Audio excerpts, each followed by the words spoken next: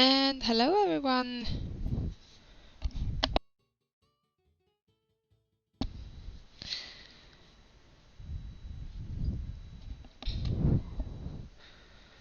I wonder if my mic is working. I think so. It seems like it's alive. So,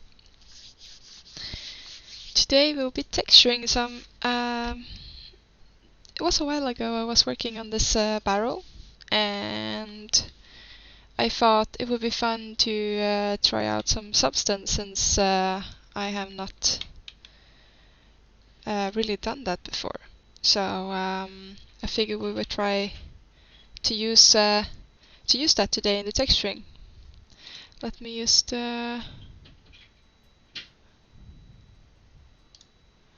change so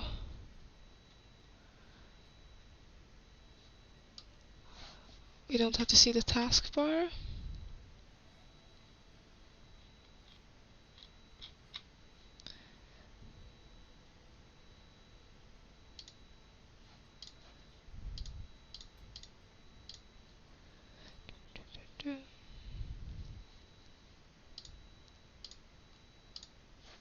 Alright, so we get a little bit more screen space. I usually turn that off. Okay, so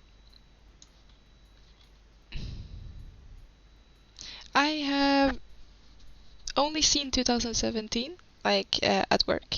So this is gonna be interesting, and I only like to use it twice or so. This is the texture from Quixel, since I was texturing in Quixel last time, and it's very shiny right now, so I hope we can fix that later. At the moment it's just a color input anyway, I think. I'm really just trying to figure out how stuff works in this program. Oh,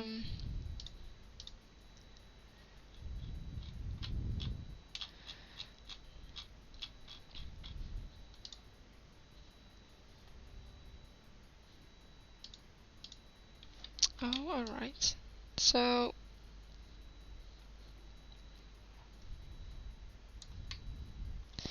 I think it's a little bit too shiny, and I wonder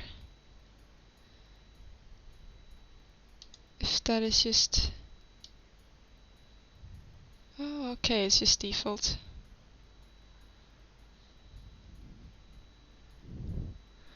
Well then, let's bring it down a little bit. Slightly shine, since this should be cartoony anyway.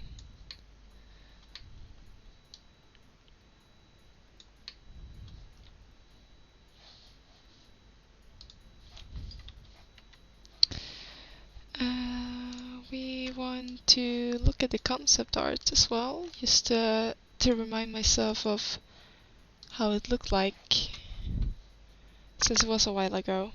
Okay, so this is the concept we're making. So we're gonna have to go in and... Yeah, okay, so the metal is a little bit purplish, bluish. See if we can fix that. I succeeded in making like a mask or something, at least. So I hope I will be able to work with this program. But this is the metal. Maybe we can rename it metal. And I masked it to my ID color selection red. And it seems like it's working fine.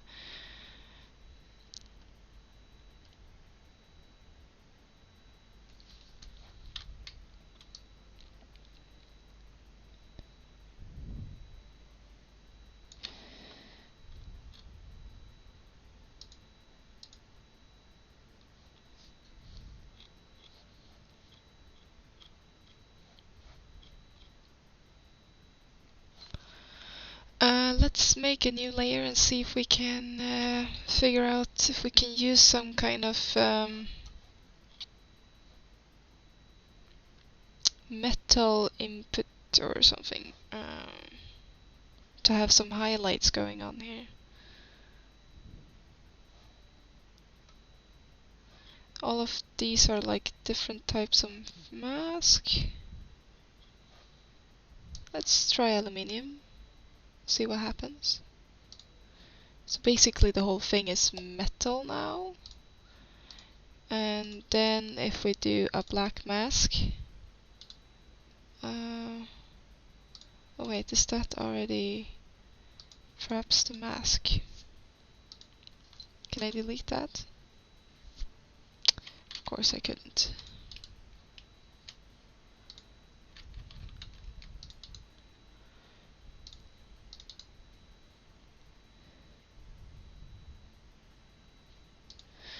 Alright, let's see if we can add that's filler.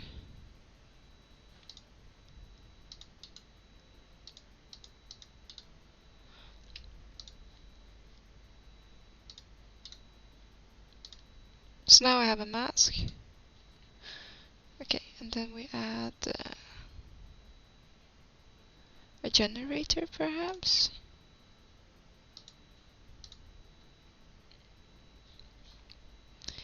Metal mask. Maybe this would do something.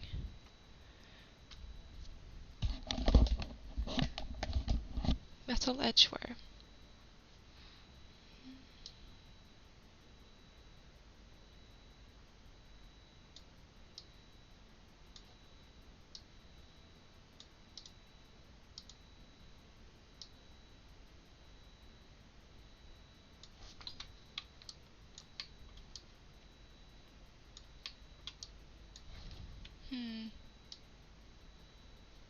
It's very...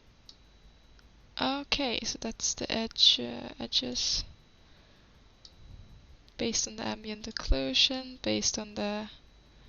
Alright.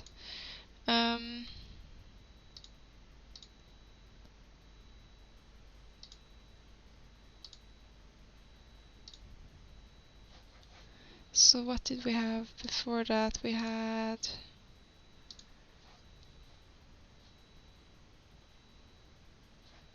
Seems like I accidentally removed the pure iron from here as well. See, black mask. And then we should be able to use a effect, color selection, and then pick the color like that. And then we should be able to go in here and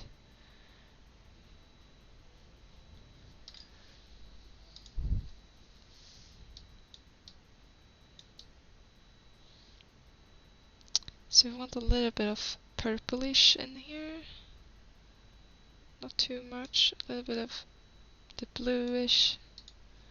There you go. We're gonna go a little bit not so pure.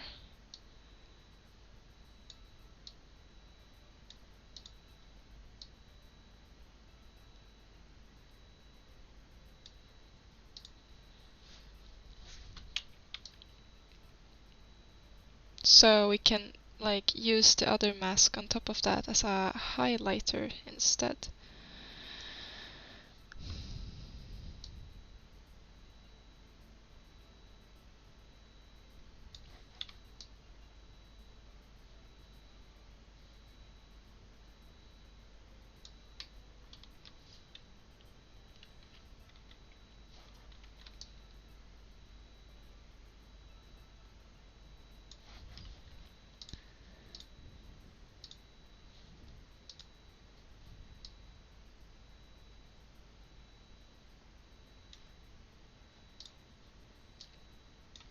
This is very...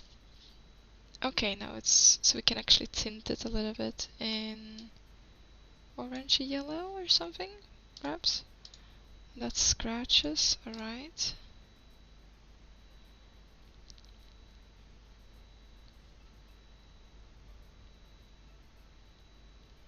So can I then add... so this is the aluminium base. Can add that one, and then the metal. But we're supposed to have this one on the top. And then tell the folder metal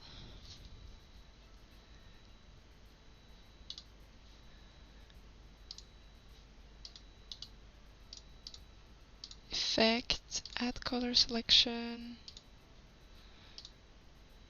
so we don't get it on the rope.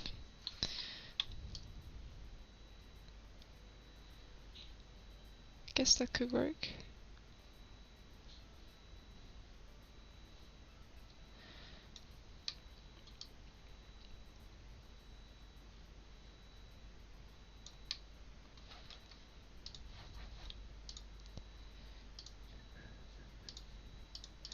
And then we're gonna give it a new name.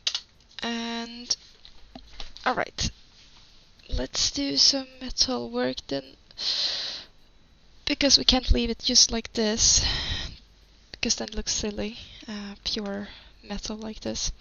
So we probably want to add, what kind of smart materials do we have? Fabric. I guess what we can try is just to add a new layer and do a fill. Oh wait, so we do a fill layer. Okay, and then we don't want to have height or normal, and then we can add a little bit of that purplish blue again, perhaps.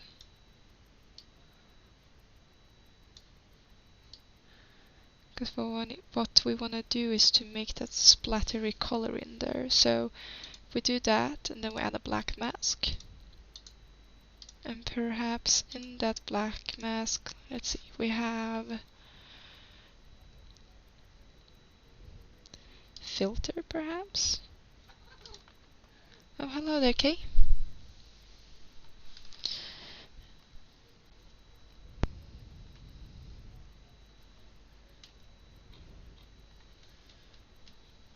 You're in the way. Okay, so we're not looking for filter, we are looking for... Is it just a fill and then... I see you. I know you.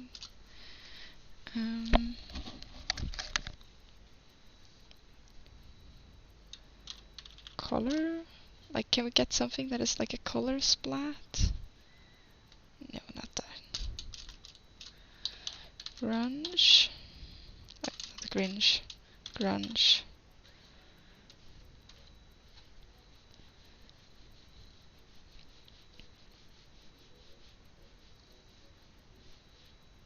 There's a lot of different effects in here, Kay. Okay, so maybe this one will work.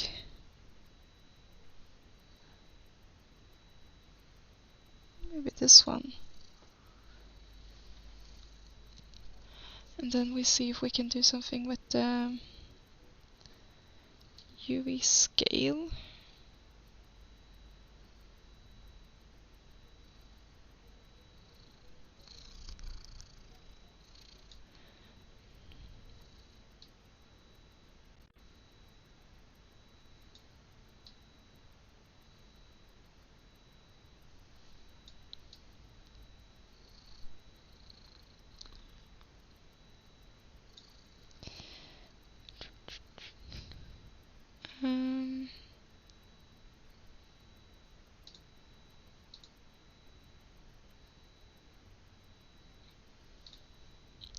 I don't really like that map, so what are you doing?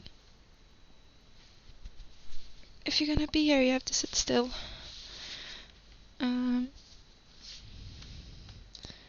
Is this map any better? Oh, this looks a bit more interesting. Alright, we can work with this a little bit better, because we want to have that stylized effect in there. Oh, the cat really want to be in the way right now. Can you sit over there? Thank you.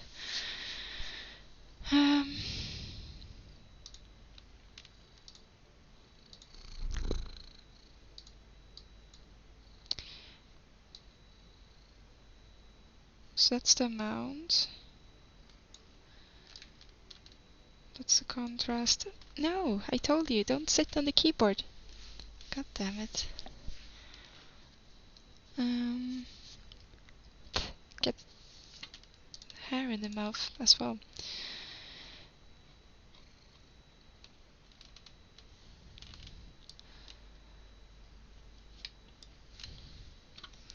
Really?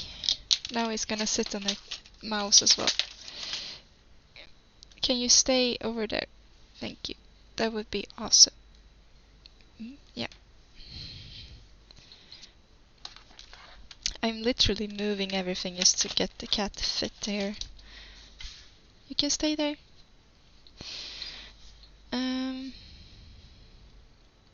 So I have this one. This is gonna be impossible when he really wanna be annoying right now. So you wanna have it on the metal only. So let's see if we go and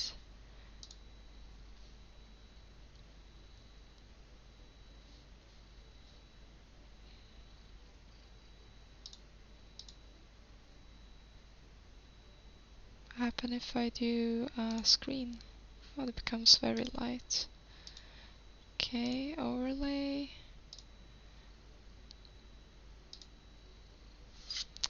And that's not really gonna cut it then. So tint. Just experimenting right now. Color, maybe. Let's adjust it. Let's see. What do we have here then?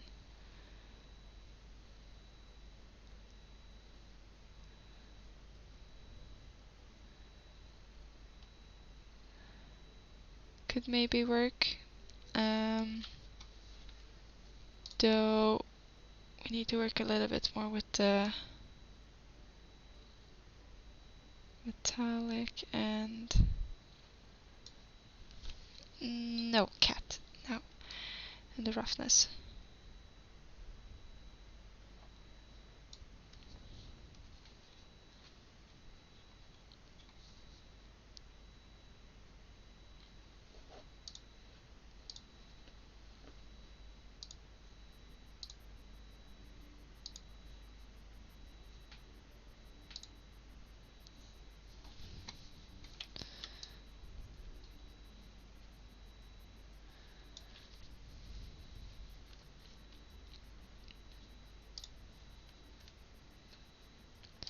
Soft light, normal. Well, let's stay at normal. And the color doesn't really add that much by changing the filter. So let's duplicate this one and then change the pattern in here and the color.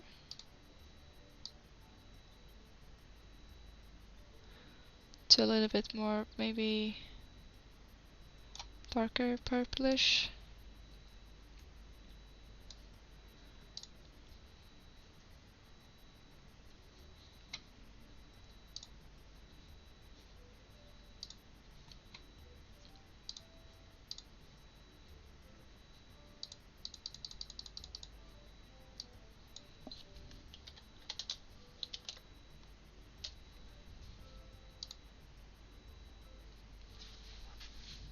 So what did that do? Oh, it added it to everything. No.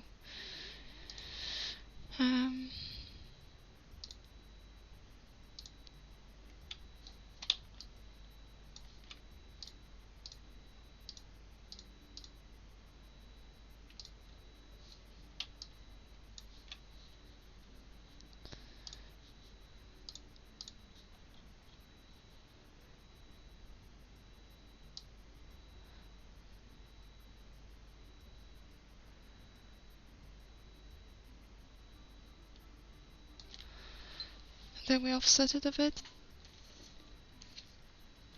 So I'm just gonna play around until we find a decent color for the metal.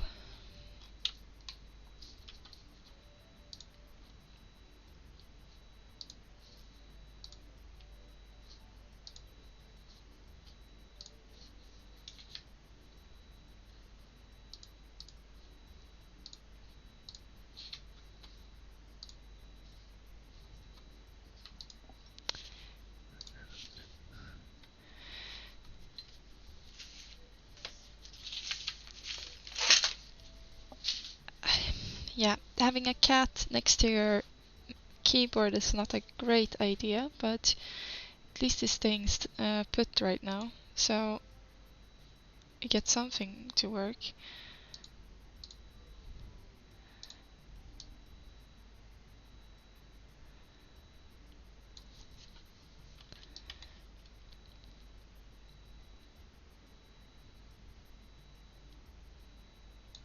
Should probably try another crunch as well. See if we can find something more interesting.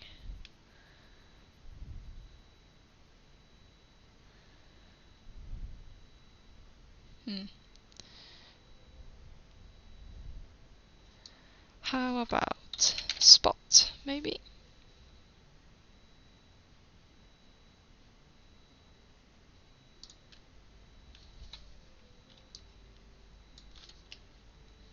Then we can always scale it up a bit or down.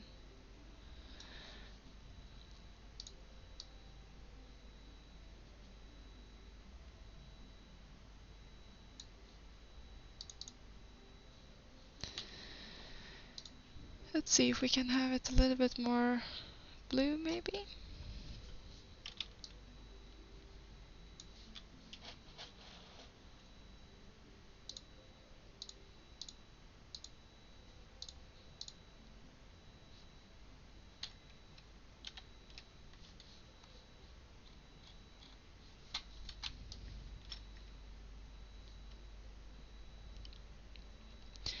And we're gonna need some light in here as well, so let's do a fill and see if we can grab our ambient occlusion as a color.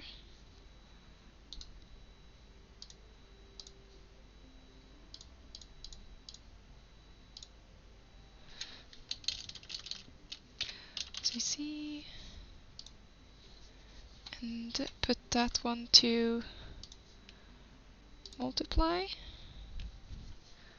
so we get some of the shadow in there as well, because we didn't have that before. Looked like this. Then it's a question if where we're gonna have the layer though.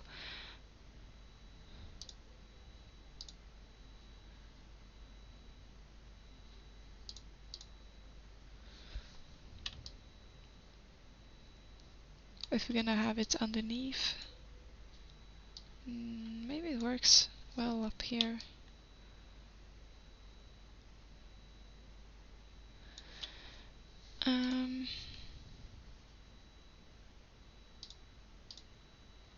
So this grunge layer doesn't really work.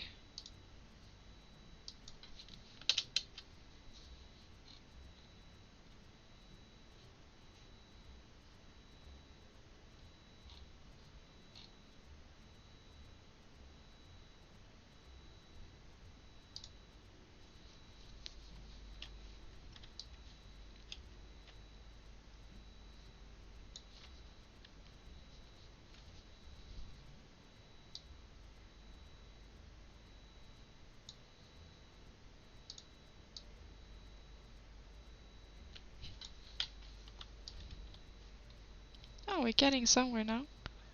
Yeah, I like that pattern better. Okay, so we have that. Then we're gonna have to... Alright. We want to have this one, I think. And we wanna add an offset to it, where we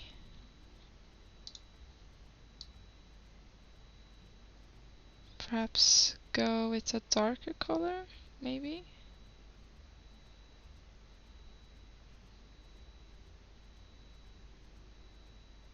Or a lighter one.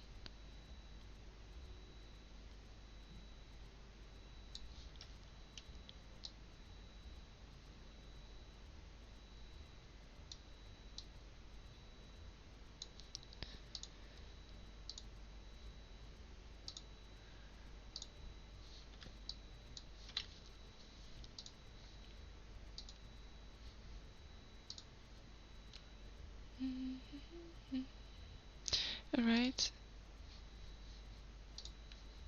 Multiply.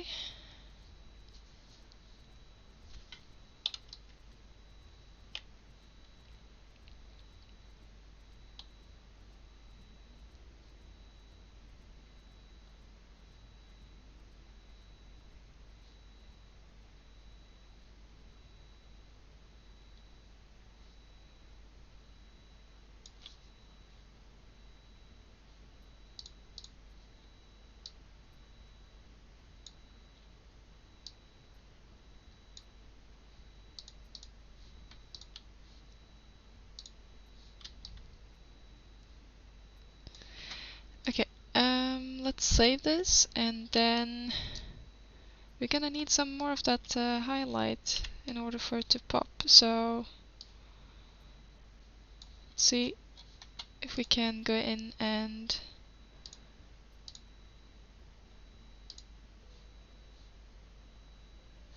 can we paint in this?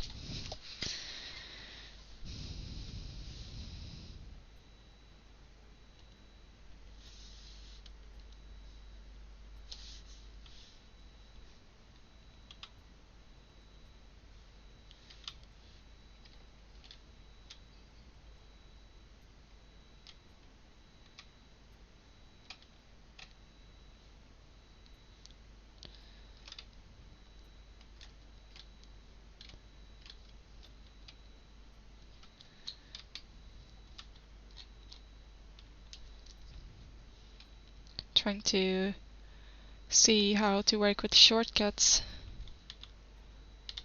Okay, so it's similar to the ones in Photoshop.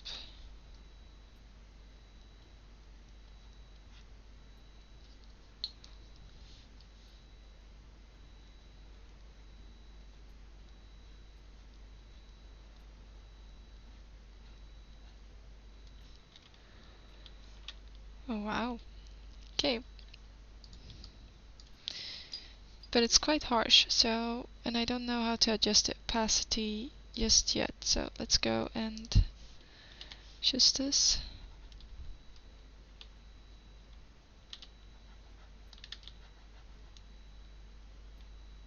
Really? Need to go to the eraser.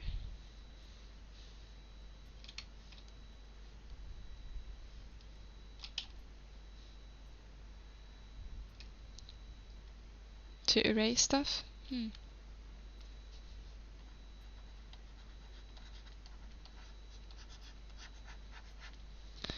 Okay.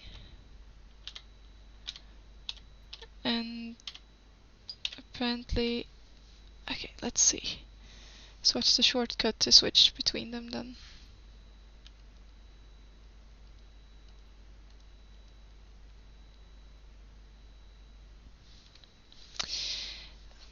Well, I'm gonna have to figure out that sooner or later. Then let's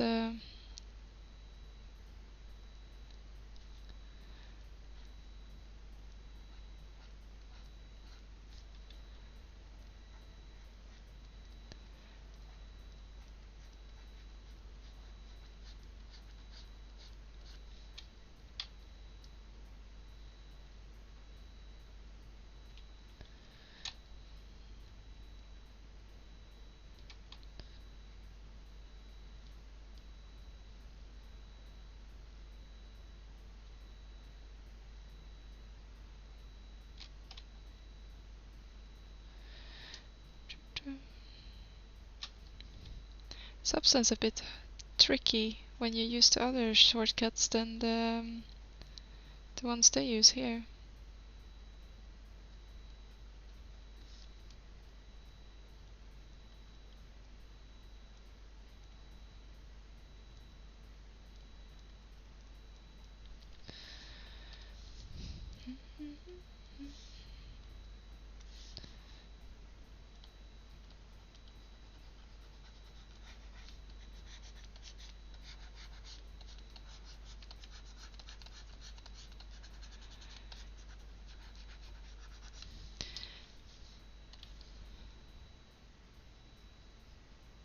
Okay, so We're just gonna paint some highlights, like you would in regular hand painting. So the handy thing I notice now, instead of like sit and do everything in Photoshop and convert it to PBR, is that you already paint in like all the maps at the same time. So I quite like that. And since you can paint it mostly like you do in Photoshop, I must say it's quite a powerful tool. The only downside for me is that I don't know the shortcuts nor really how to use everything, so we'll see how far we get with it.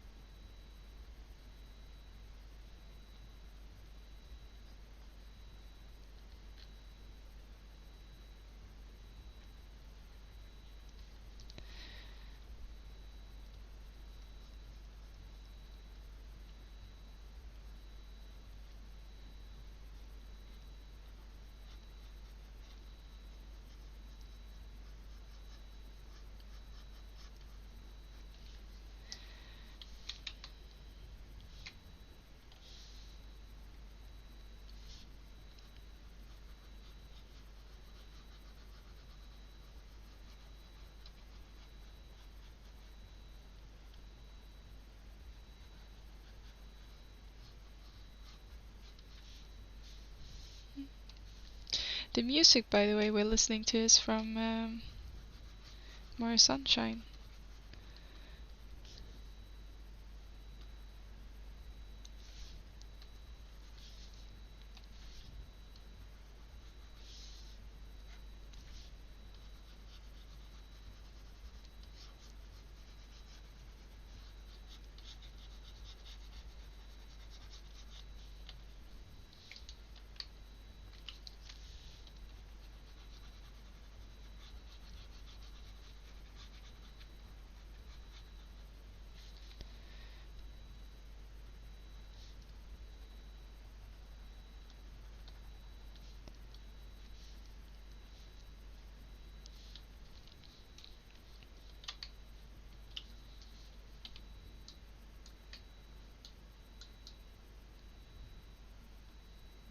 Oh, we're starting to get some kind of effect on this, so that's good.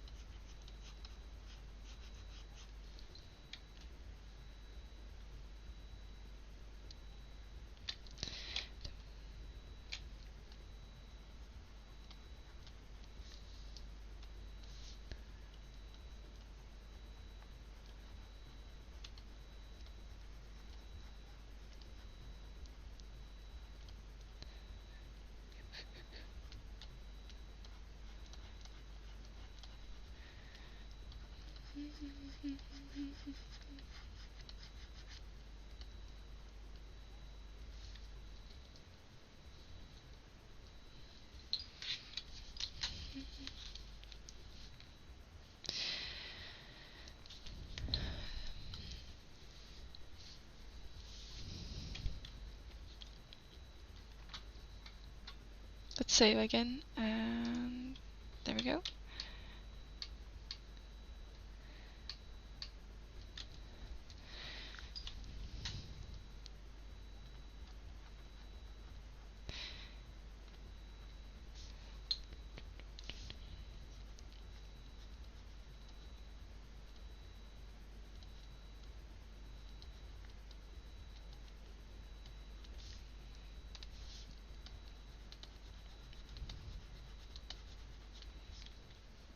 Oh yeah, that's right. I keep forgetting that, but we can actually paint on the model itself. Let's try it on this crack here.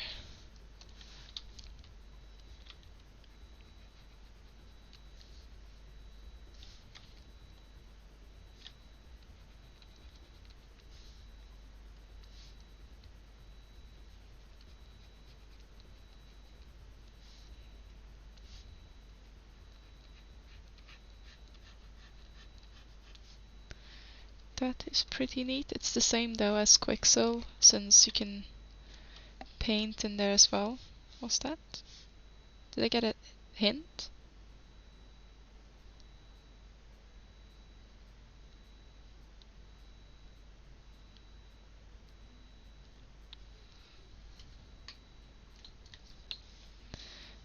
Well, at the moment I'm actually moving the screen with my mouse, since I don't know how to do that in here.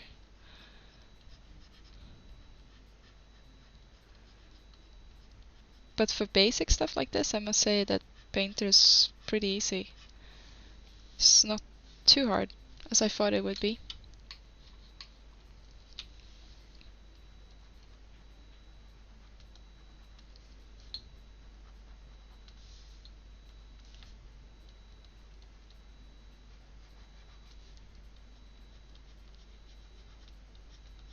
But yeah, while we're doing pretty simple stuff, I think making realistic things later will be quite interesting as well.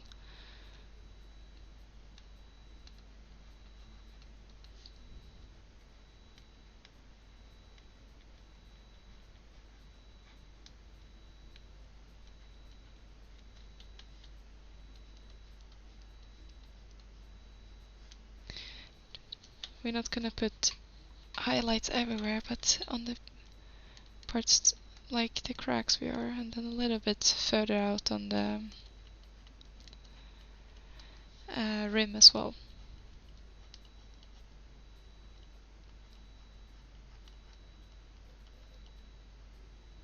And some of the places we're gonna make them a little bit more fatter and then thinner again, just to make something interesting with the edges.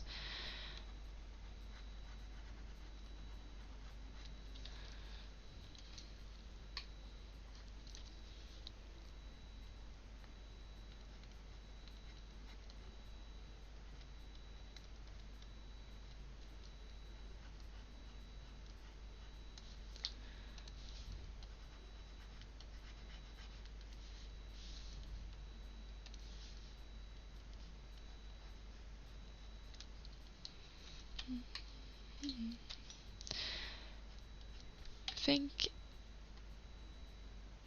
Oh yeah, that's neat. You can change the light in here as well. I actually didn't realize that I did that by accident a couple of times already when painting.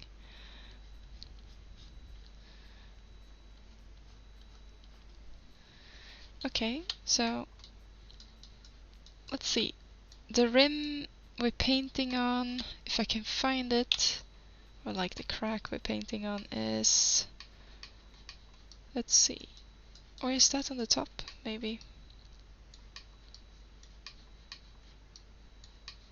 Ah, here we go. It's on this section actually. So those three over here is actually those three on the model.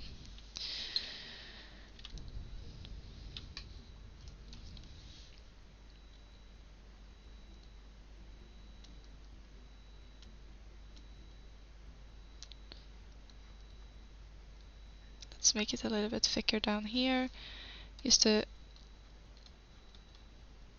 have some slight changes in the edge.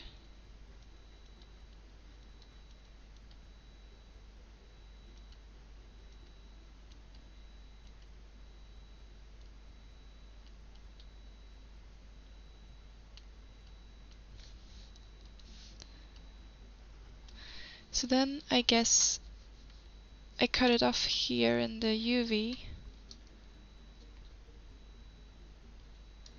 which probably is just underneath here. Yeah, So that part is not even showing. Great.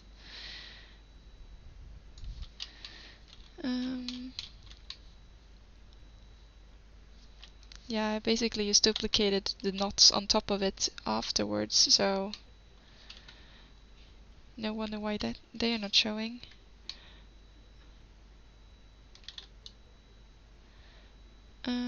Let's then do the second part down here, and then just continue on until we finish them, so we can do some more shadowing in the metal, and probably some more spotted painting as well.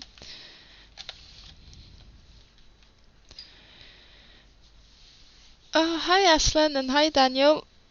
Fun of you guys to join. I actually been sitting here alone. You all popped in at the same time. Well, not alone. The cat has been here as well. So you probably didn't see in the beginning that he was basically trying, I think 4 or 5 times, rolling over the keyboard like he usually does. It's just been more annoying now, since he feels a bit lonely. His main cuddling partner is not home, so he's annoying everyone else in the home.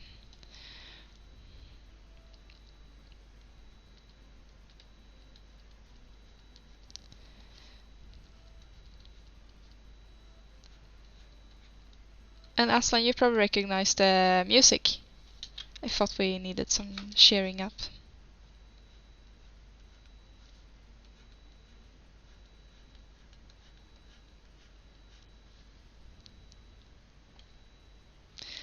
Cat rolling should be the new face rolling on keyboard. Yeah. Every time you need to face roll, you just bring up a cat from the pocket.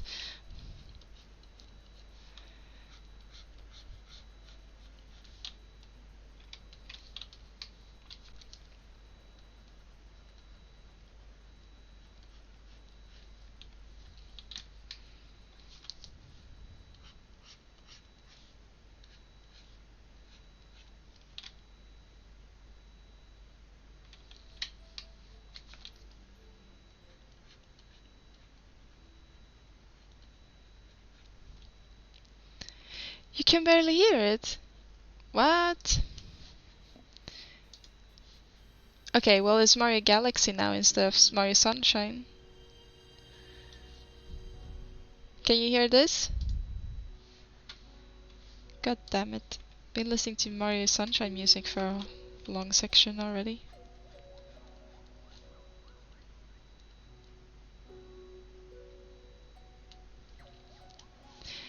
Yes. Okay, so you hear it. Maybe I should just go back and we can listen to the Mario Sunshine music again, since nobody heard it anyway. Yay!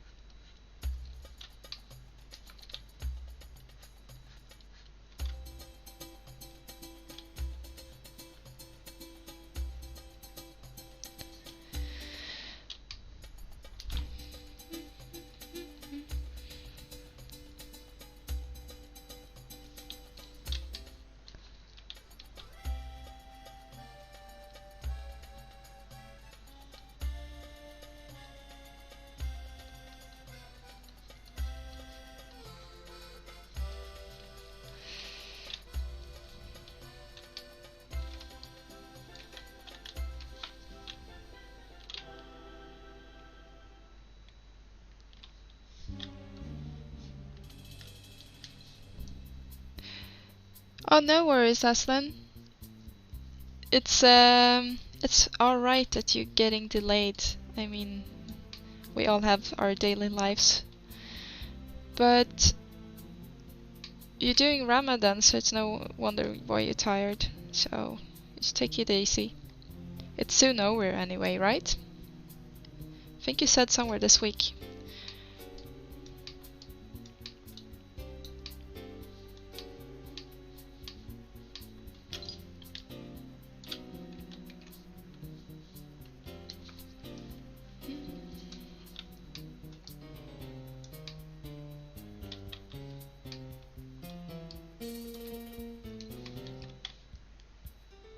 So I basically accidentally clicked something, and now we have a... Oh, okay. Symmetry. No, we don't need that. I don't want to paint in symmetry. Easy QA. Like, I press something, something is clicked. Oh, probably that.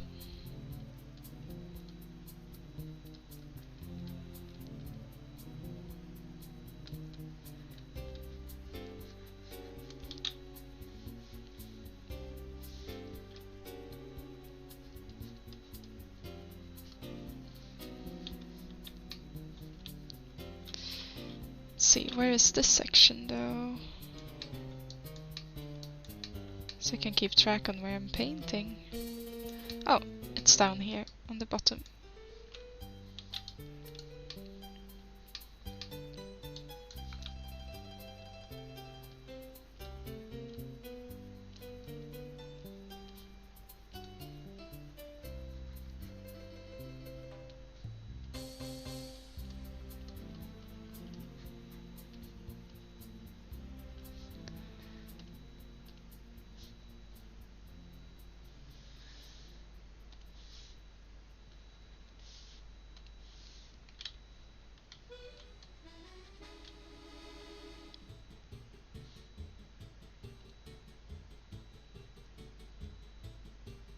Damn, that's a lot of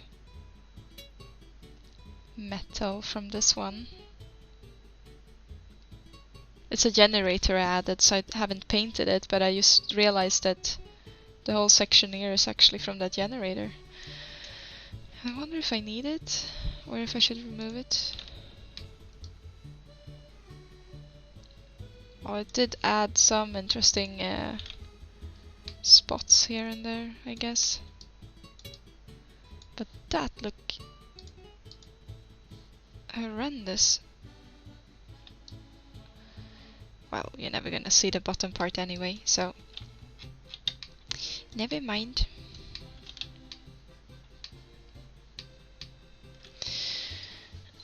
Oh, tomorrow is the last day of it. Nice.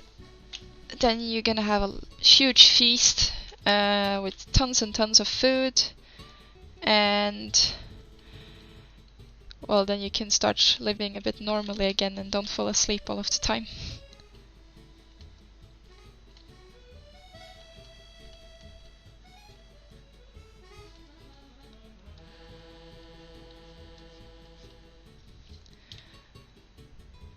Fatness await.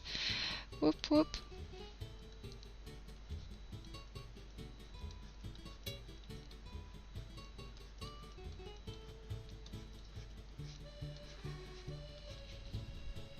Hello, cat. You back again?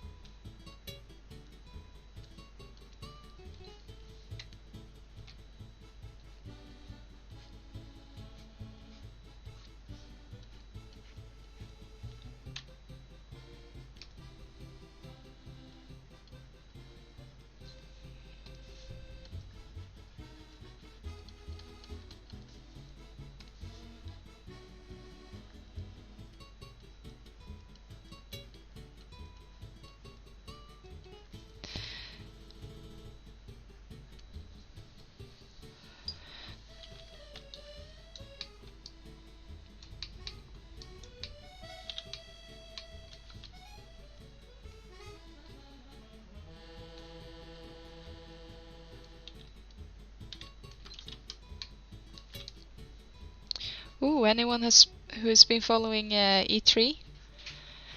I watched the Sony one, Nintendo, and Microsoft one earlier today when I was working, and the Cyberpunk 770 looks amazing. I was like, oh my god, I really wanna model stuff in that world or just live in it. It's yeah, I think it's gonna be a great game. And then Last of Us as well. I'm really looking forward to that, though it's very, very scary. So, but they had some cool stuff.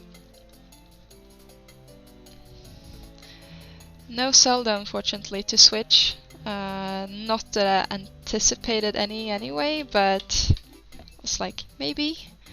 Though they are going to have Super Smash Bros, which is quite nice, with all the characters unlocked from all the previous games. And apparently they're gonna have support for GameCube controller, which probably gonna make the whole Smash Bros community very happy, since that's the only true controller to play with.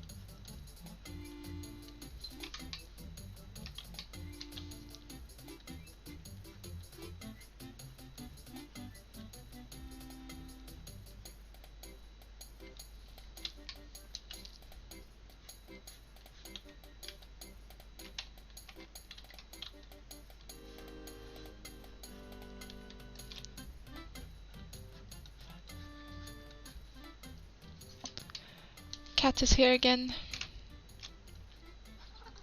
Yep. This time though he jumped up. When I said last time that he was here, he just looked at me and then he went away. Like, you know, oh, I'm not gonna bother you now since you know that. But now he's here again.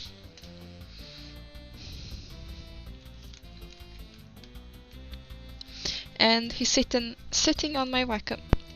Come on, you can sit in my lap, but please not on the Wacom.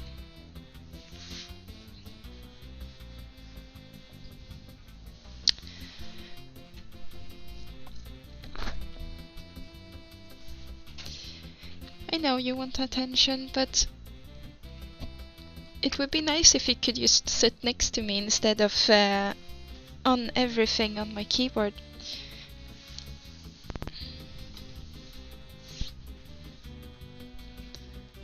And he's going back to the Wacom. No. Okay. Can you sit in my lap? That would be awesome. Thank you.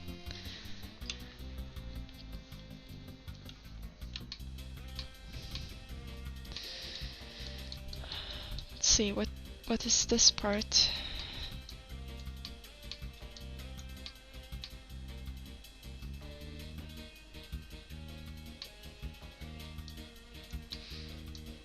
Is that from the skull, perhaps? No, wait, the skull is over there.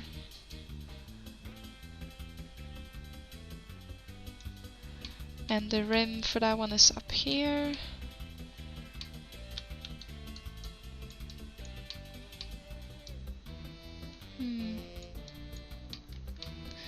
Oh, that's right. It's the cylindrical thing around them. All right.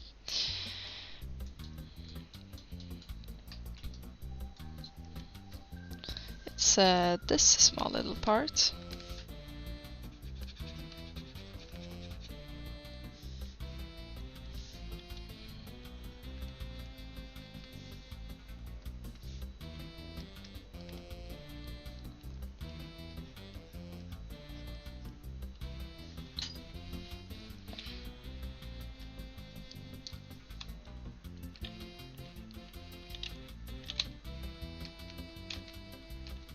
No, no, no, no.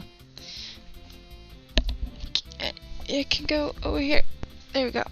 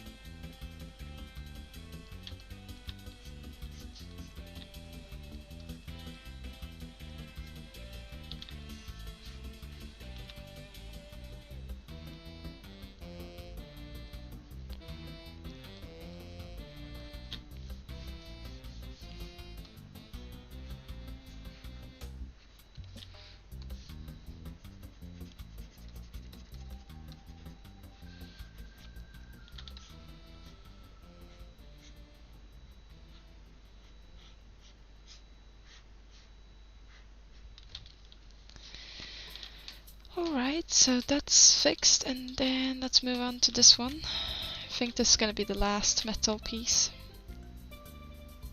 At least when it comes to the highlights.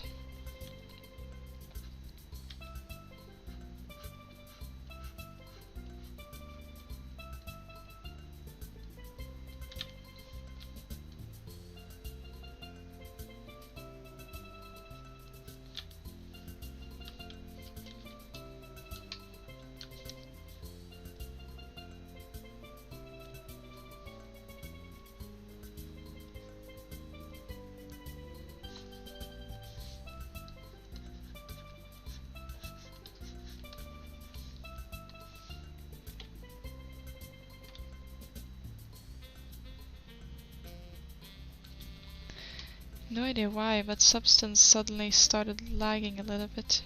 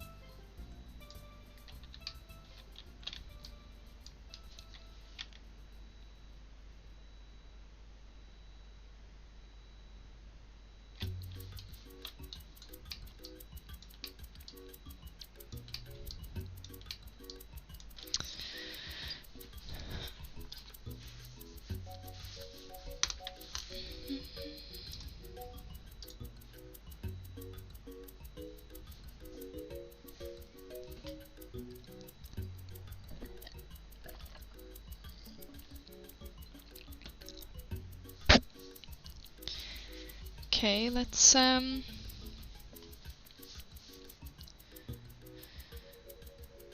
looking at the wood for a bit.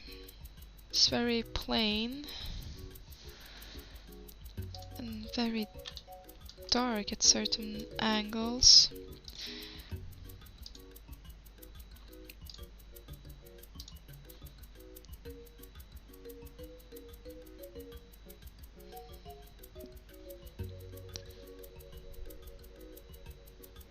So that's the base metal.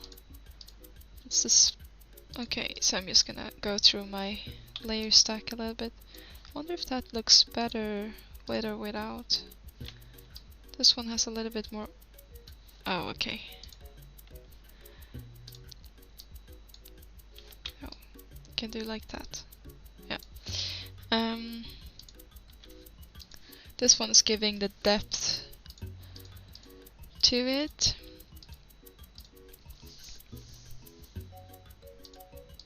And that's the highlight. So we should call this one highlight.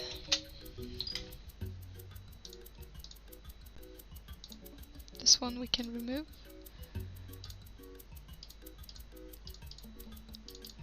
And highlights. It's just doing some kind of folder structure, and we can call this the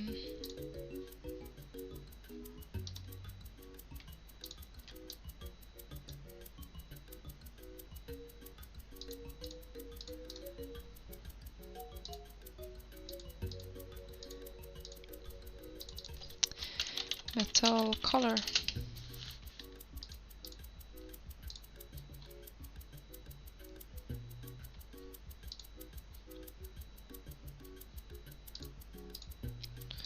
And this one, shadow.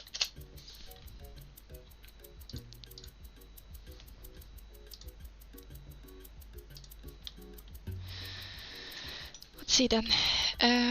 So the albedo is actually used from the Photoshop layer since previously. So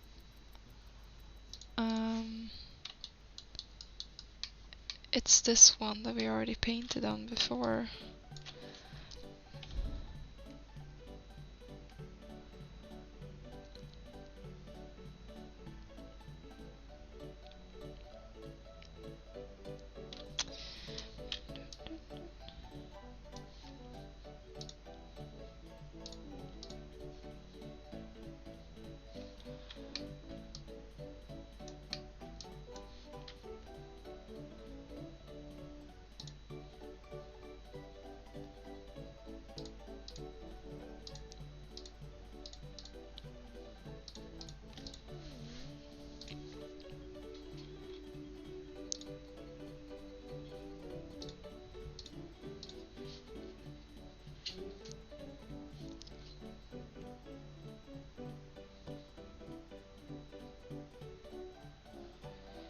All of these are there's like a tons of smart materials here, what you can use to paint in general, like realistic textures you can have as a base. So this is a wood walnut, and then wood. It says stylized, but it doesn't really give me that stylized feel, since the concept we have here is very, very stylized.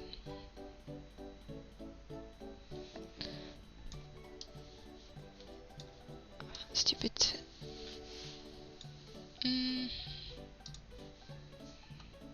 But you can just see what it looks like, I guess. Whoa, okay. Right. So when you don't have the UVs in the same direction, like this one is turned and here it's not, it would never align itself properly, which it's a pity, because then we're gonna have to use more masks in order for it to work. So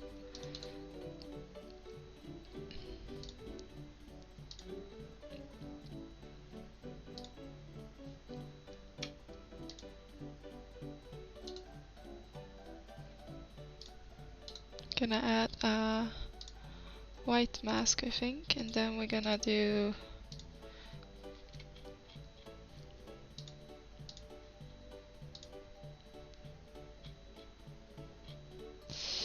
can you turn the whole thing? That would be nice. I guess not, you're gonna have to turn it here in the wood fibers.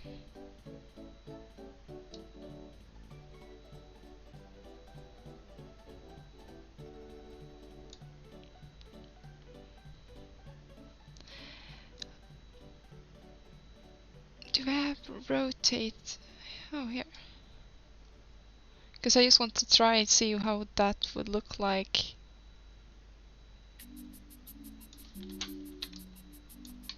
Okay, and then we're gonna have to turn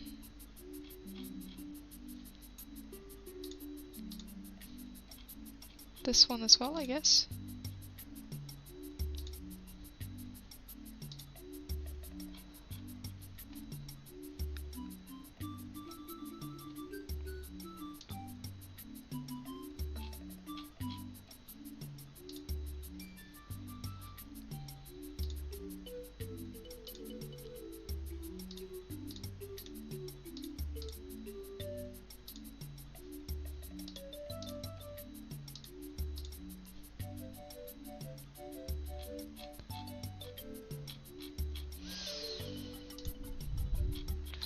can't really find anywhere to turn it, so...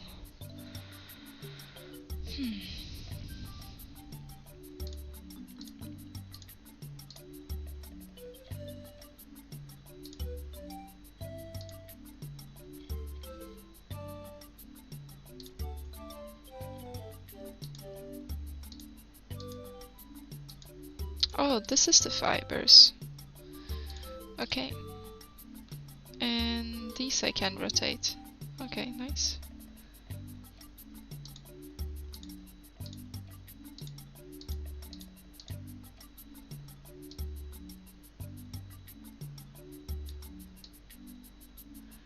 Oh, look at that. We can make even bigger wood grain.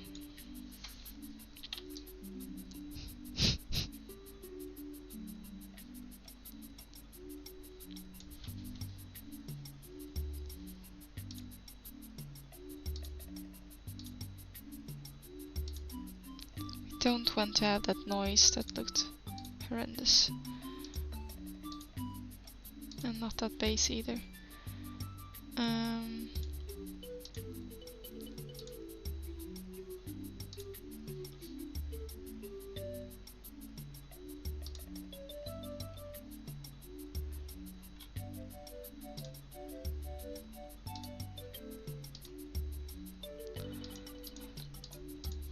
Oh, we got the zebra colored wood now.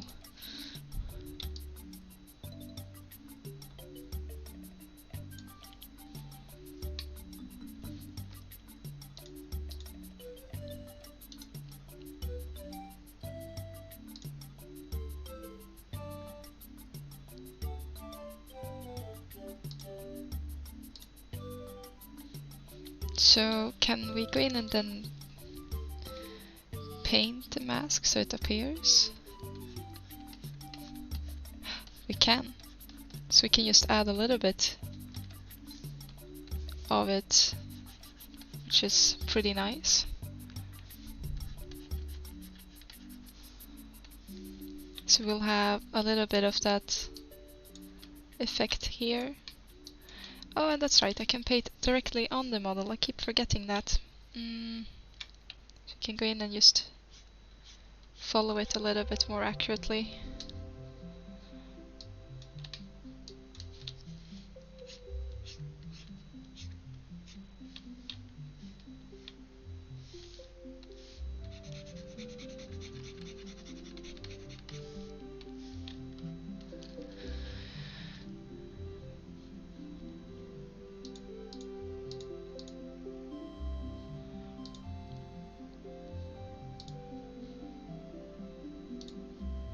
Then we can throw away all the layers we're not using in this one. Is this one even being used?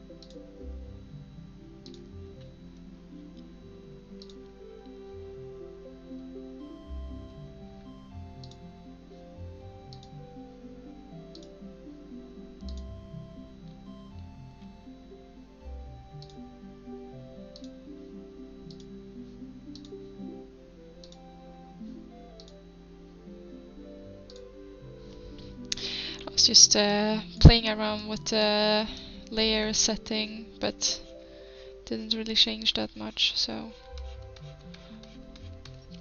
Oh.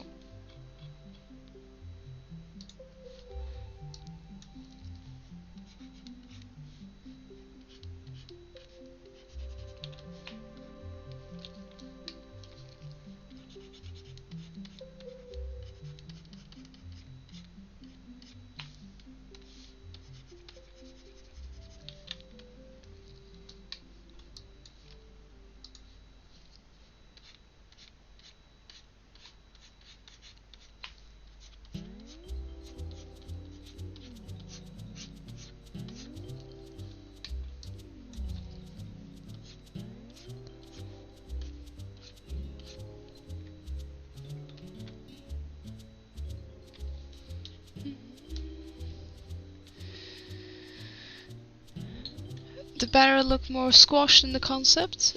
Well, actually, it's another perspective. This one is not made in perspective mode, it's in the orthographic one. When she, the concept artist made it in Zbrush and then made a paint over and that to have a base, and then she didn't use the perspective mode, so it's actually orthographic. Which reminds me that I actually did that on my Zbrush model myself to get it. Here you go. Almost the same, it's just that I didn't angle the camera as much as that. So you get it a bit more same level, while the camera in Substance make it look like this. So it depends on the like the lens angle in the program as well. It's pretty fun if you see it that way. That depending on how the camera settings are, it changes on the model.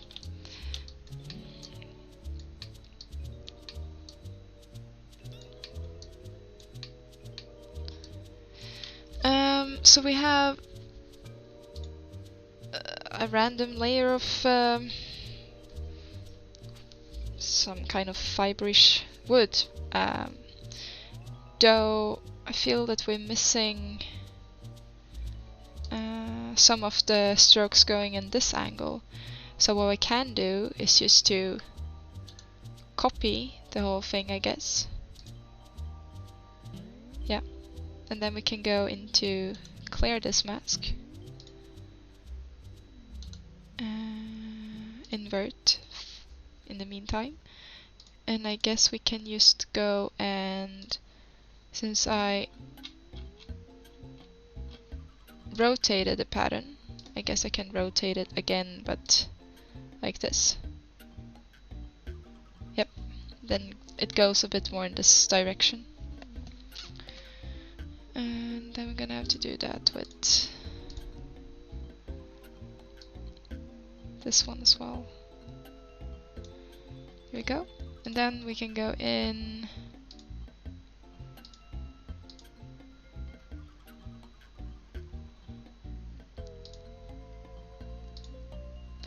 and remove that invert, add a paint layer and do the same again, but in the other direction instead.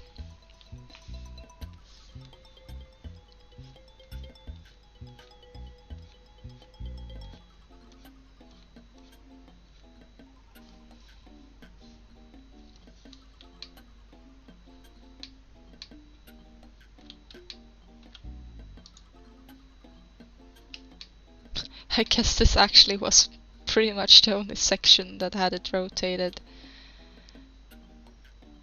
in that way. Yeah. Well, it's good to practice, I guess. Let's do it again. Duplicate the layers. Gonna clear mask because we're gonna have it on this top part here. Oh wait, that's not... Yeah, that is the top. It's just that the sun doesn't angle itself on top of that. So we're gonna turn this one again, but that direction this time.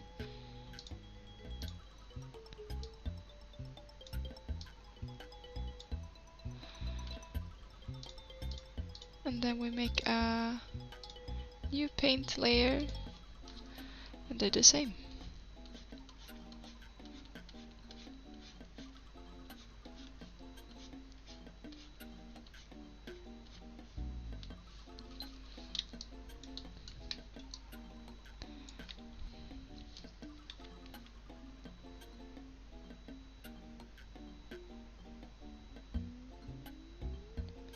The only shame now is that we have the wood's roughness pretty much the same all over the place, so let's see if we can adjust that.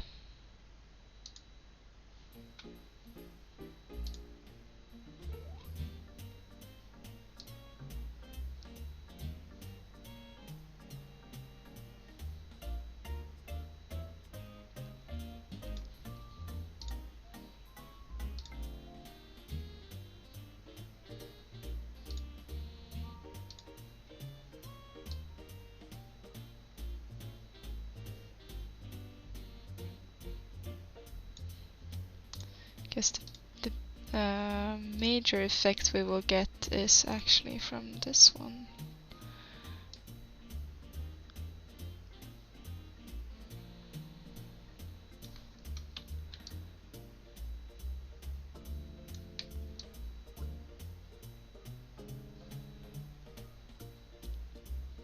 Yeah, a little bit of the shine is gone, but it's very, very slightly so. But a little bit at least. So what we can do now, I guess, is that we can make a fill. And we're going to remove all of these things. And see if we can find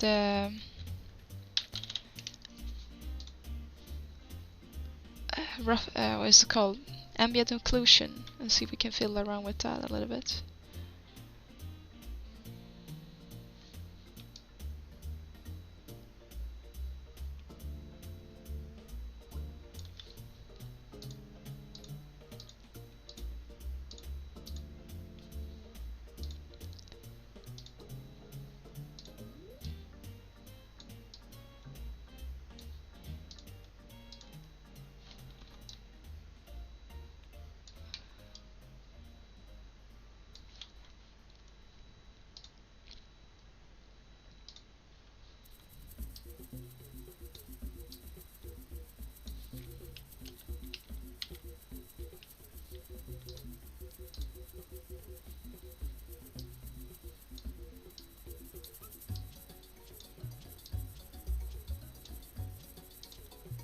Oh, there we go. I was in the wrong layer.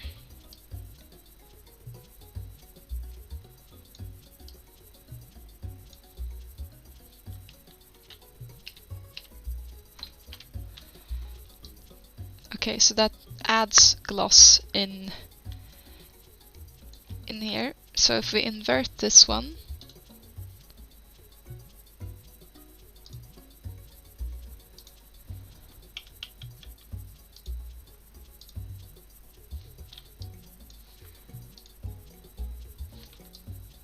yikes, it's looking really wet now. Okay, let's restart.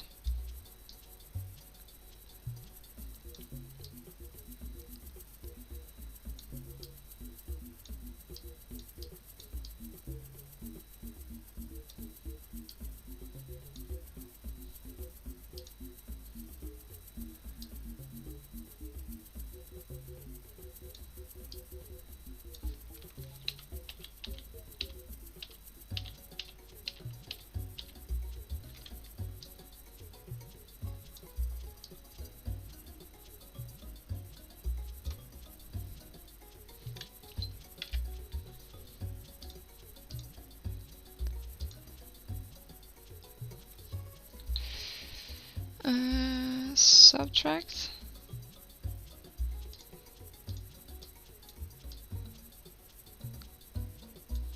Oh, again, I forgot to change to...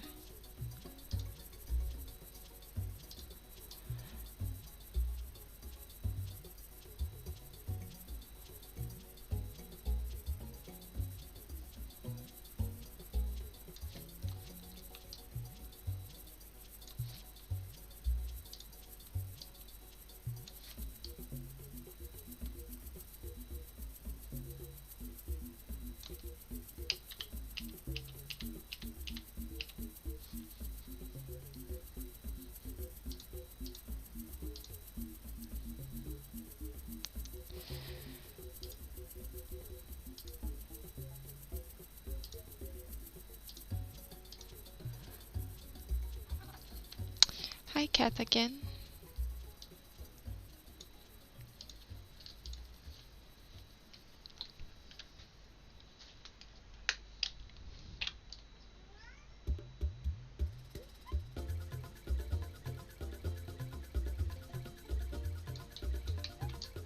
So a little bit is changing in the roughness.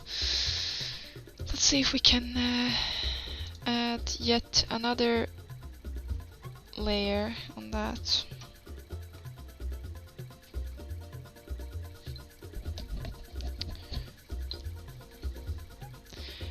Though we want to keep it only for the wood, so let's grab all the wood things and put it into here. Oh, okay. That's not done. Never mind.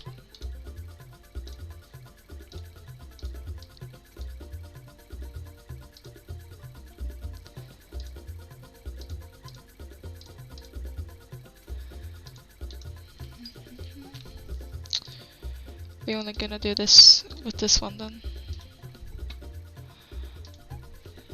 Gonna pick blue, so now it's masking the wood for that particular layer.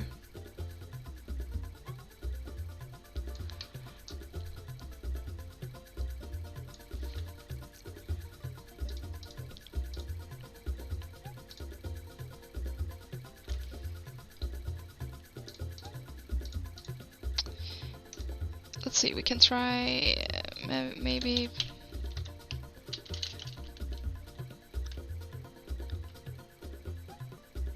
Did I not add any cavity map? Oh, okay. Oh, that one looks pretty funky.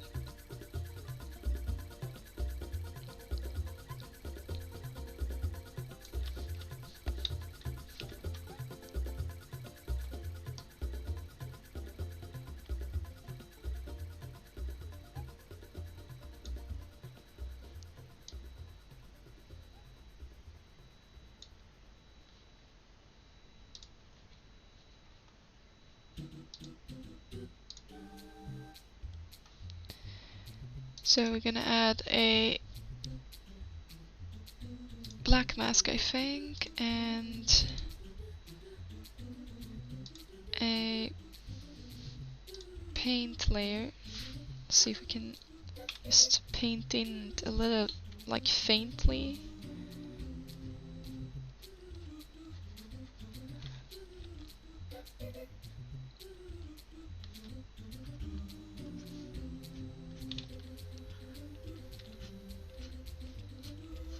Because we only want to have it on like a few spots, otherwise it gets too much.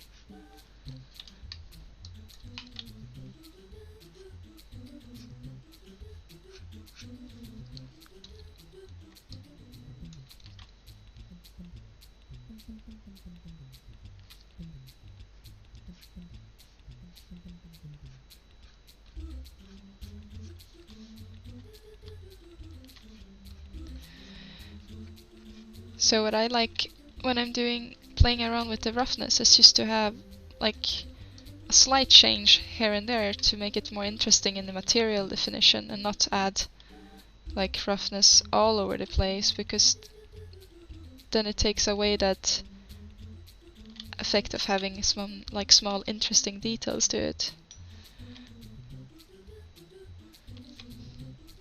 And it doesn't really matter what style you're going for here, you want to do that regardless if it's stylized or realistic.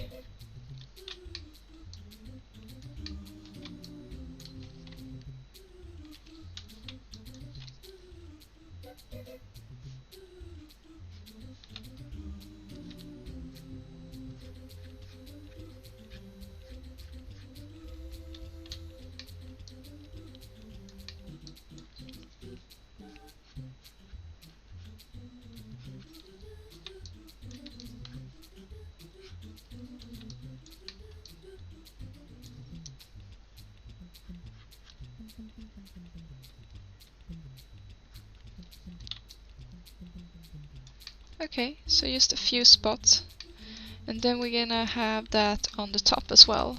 So as we did last, we're just gonna duplicate but rotate this one, and then clear mask and add a new paint.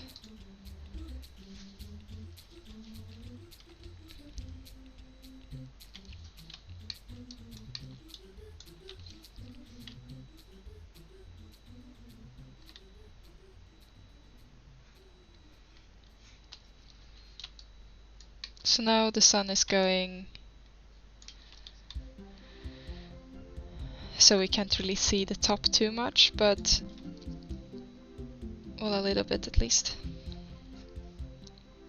And in a different lighting condition we would see more of this.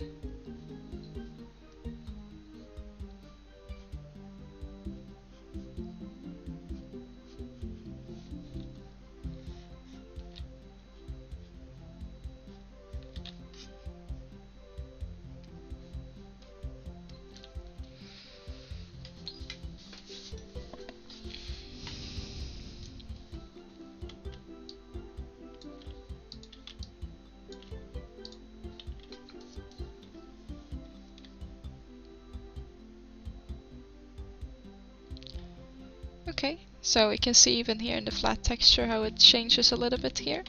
Unlike like the metal where the shine is moving all the time with the light. On the wood it's just some spots here and there that get that shine.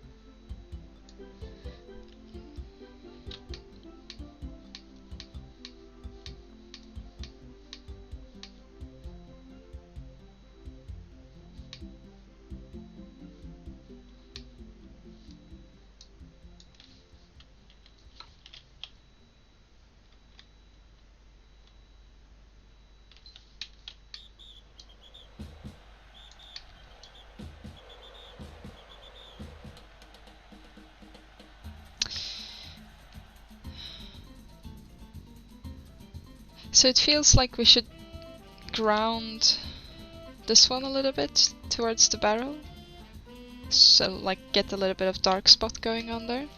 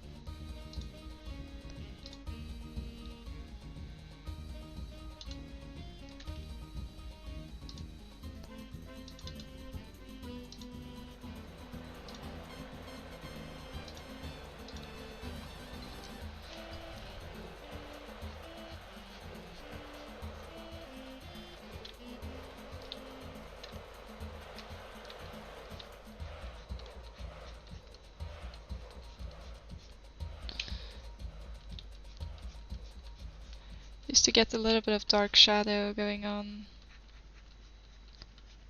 Gonna have to erase a little bit of the... because we don't want to have too much.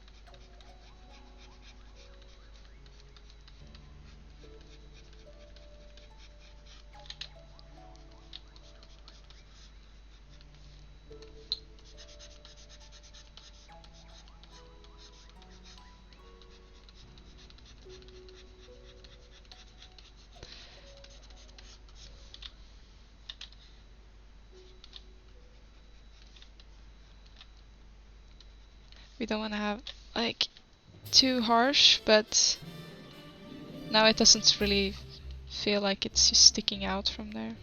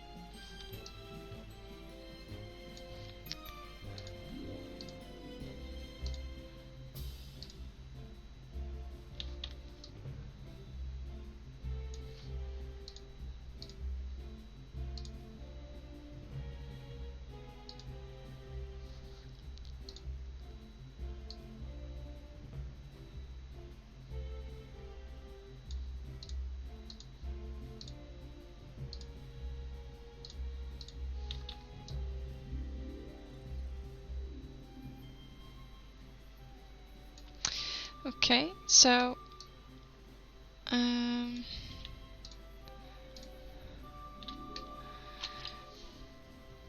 think I'm gonna lighten up the wood a little bit and then perhaps paint some of that moss we saw in the concepts.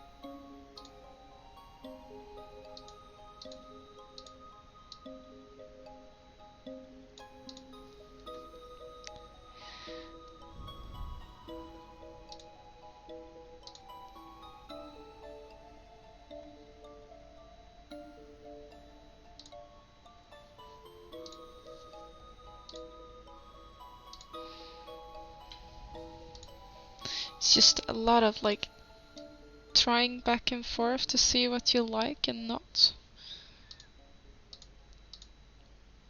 I think a little bit lighter overall there and then a little bit more reddish tint perhaps.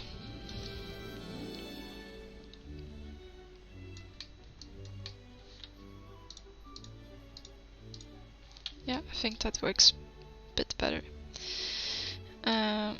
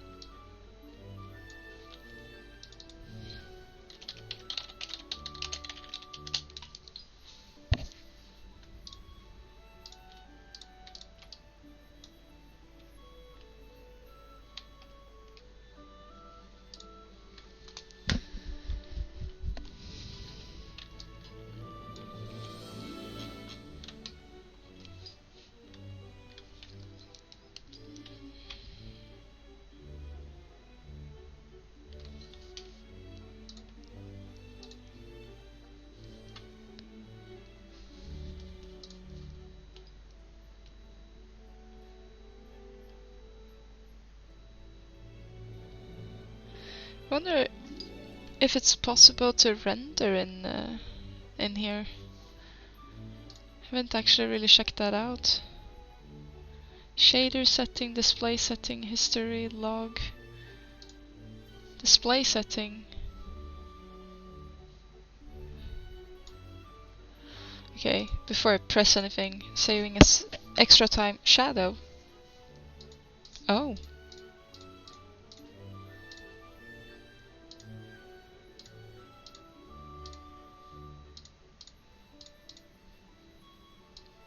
Well, I don't think that shadow actually added anything nice in here.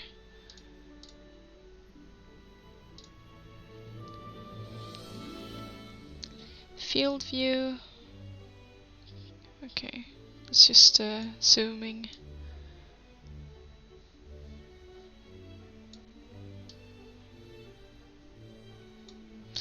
Okay. Camera. Oh, camera setting. Okay, environment, panorama, environment opacity. Oh, okay, we have a background here somewhere.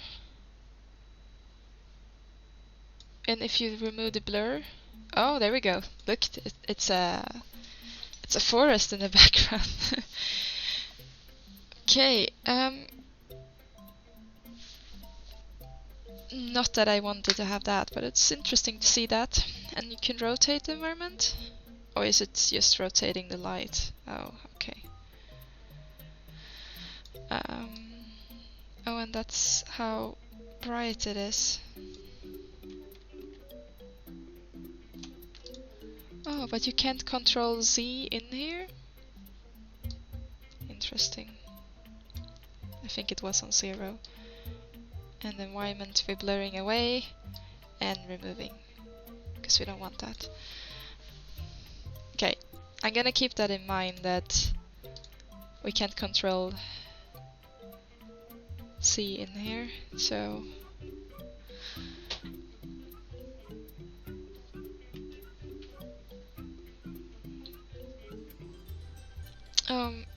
my housemates are waving goodnight. Yebby Studio Silicone. Okay, post-process effect. That sounds promising. No parameters for anti-aliasing. I can see something slightly happening. Color correction. Oh, okay, we can play around with the colors in here. Gonna keep that on 1 though. Contrast, blah blah blah. Okay, we won't need the color corrections. Depth of field.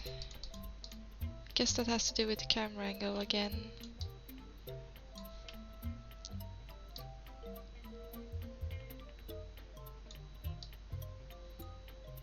Oh, here we go. Now we can see the depth of field.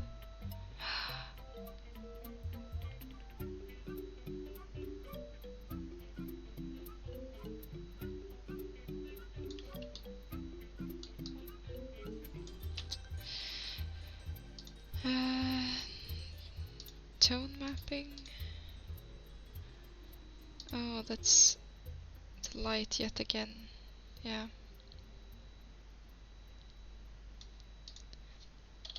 keep that at 1 or just turn it off, I guess.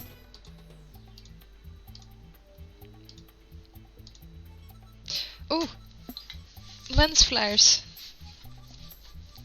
We're gonna have all the lens flares in here. Wow! Look how shiny that is. Jesus Christ, it's hurting my eyes. Oh, we can have just a tiny effect or like full blown out. Oh, it hurts my eyes. Okay, we can have a little bit then.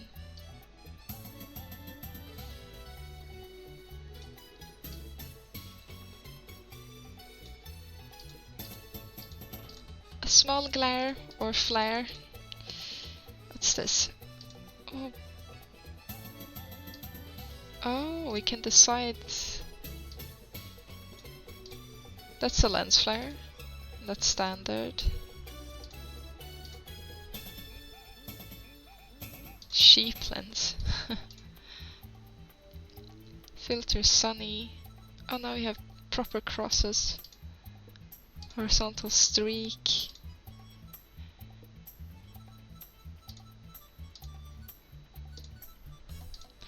Okay. Well then. Snow cross. So you can, I guess, render in here somehow. After this. After you've adjusted the effects a bit.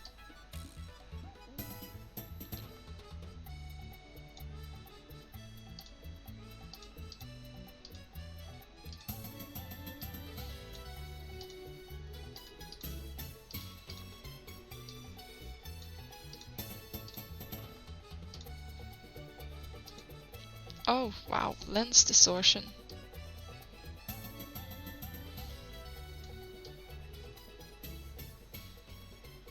Oh, pretty. Very pretty. There we go, that's the barrel.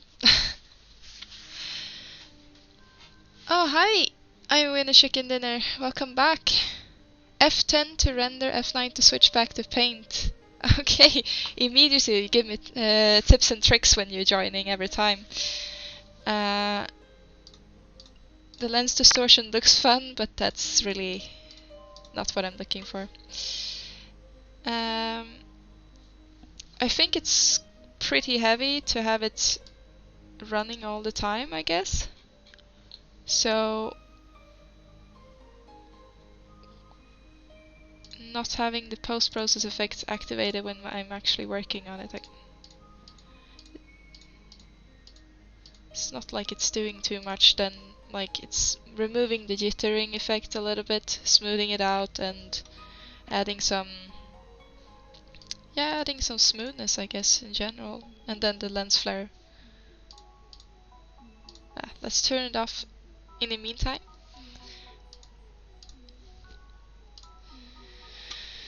And also hi, Yrkesgrupp, and welcome. I remember being slightly terrified of those lens flare when I put together my application for future games. Oh, you actually used a Substance Painter when you applied for the school. I must say, everyone say shouldn't use lens flares, and like it's kind of as hated as Comic Sans when you're writing, but I love lens flares. Especially when it's metal objects.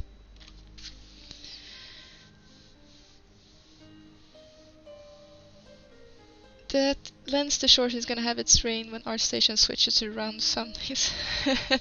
Yeah, maybe I should just start now. Add some clicks or something to the overall. Having a really ugly thumbnail or a really pretty one is like what makes people to click on your artwork.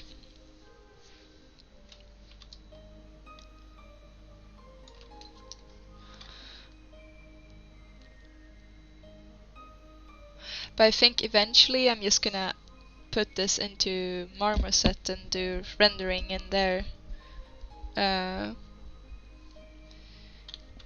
Because I usually think Marmoset does a pretty good job, but if I can tinker around a bit more with that, then later, then I guess I could use that as well.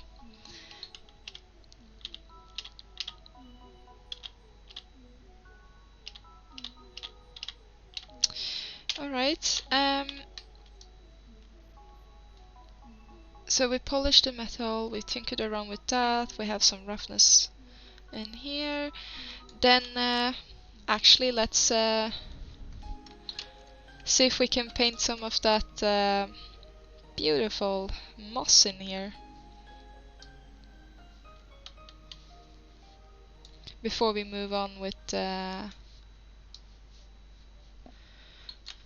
adding even more, like polishing the rest of it. So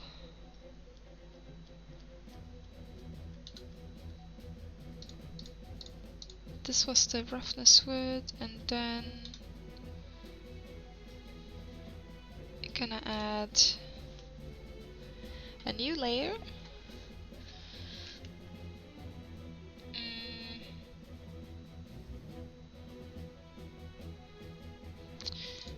No, can I just add a paint layer perhaps?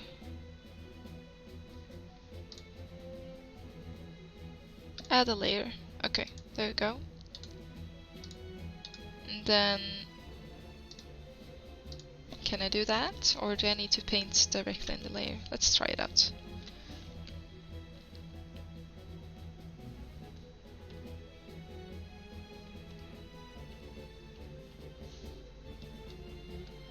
Okay, now that works.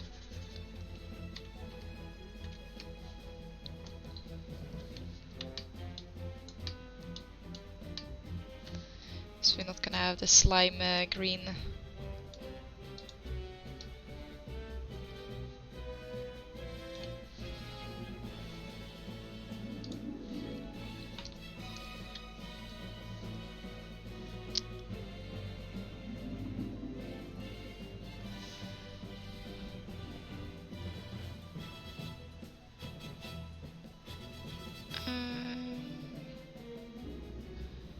There we have the hardness.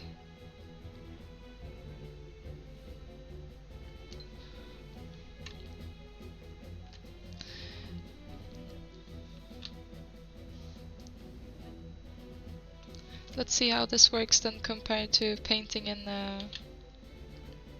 Photoshop.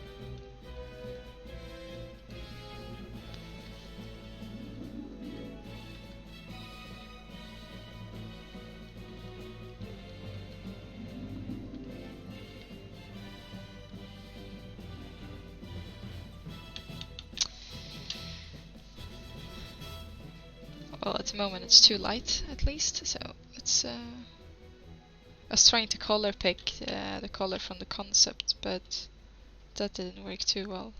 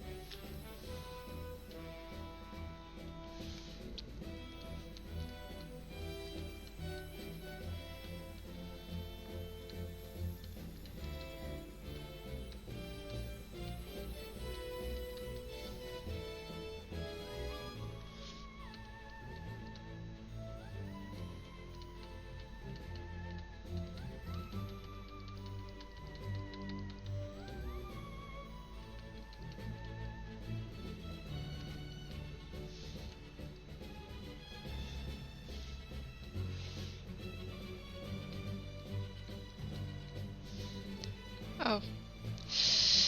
That was not the color I wanted.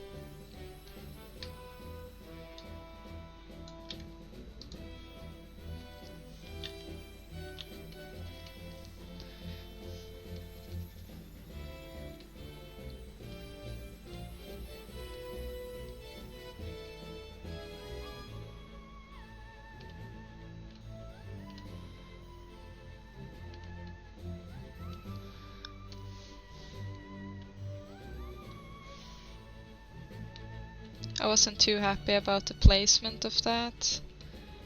Didn't really feel too dynamic, so redoing it a little bit.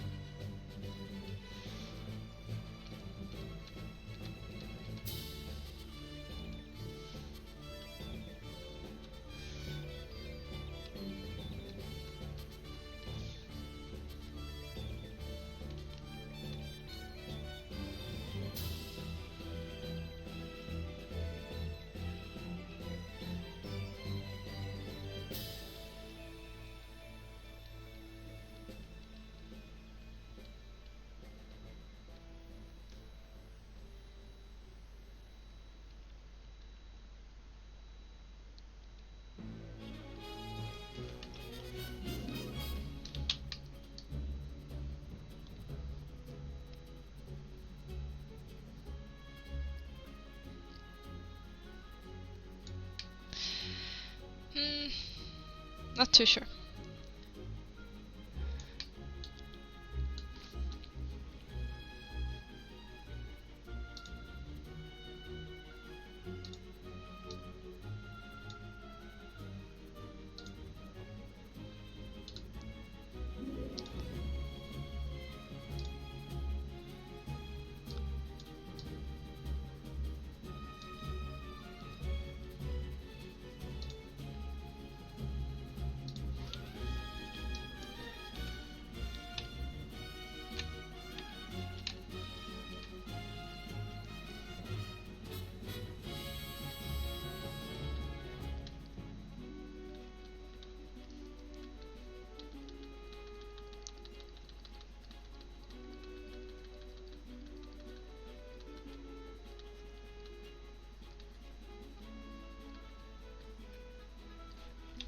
I think it needs a little bit more like spotted moss. Just in a bit of darker color so it doesn't look like it's just someone who stamped it on there.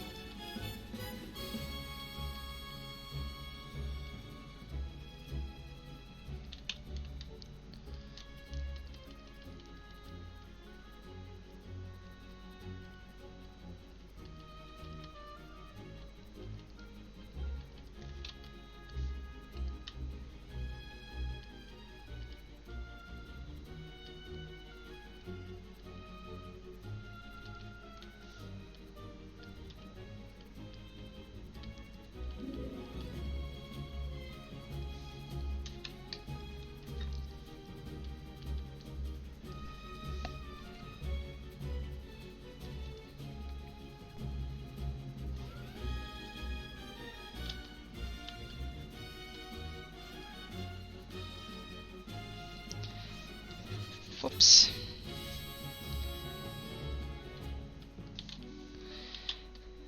So, gonna do a little bit of a basic layer here and there, and then we will revisit that silly spot again see what we can do about it.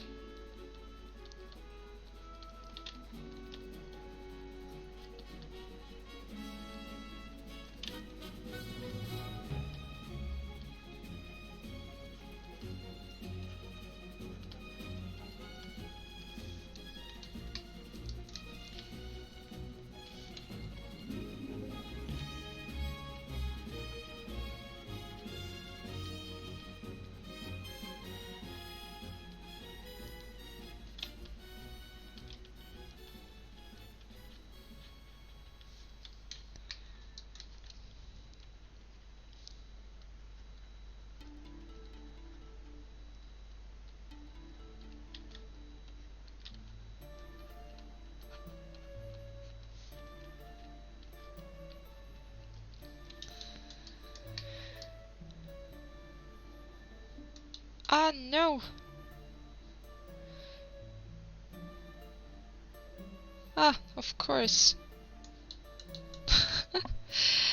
Oh my god, I forgot. I actually overlaid the backside.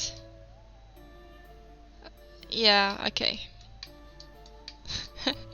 It's like, did it disappear or what happened? Like, did I misclick somewhere and then like, oh wait, this actually was such a long time ago I was working on this, so I actually forgot. Ah. Well, I didn't plan on render the backside, but what we can do is either remove the grounding, and then it's just gonna, you know, we can make the grounding on the skull instead of like on the wood, I guess. Or we used to add skull to the backside as well, because as far as I know, I don't know if there's something on that side or not, so might as well, right?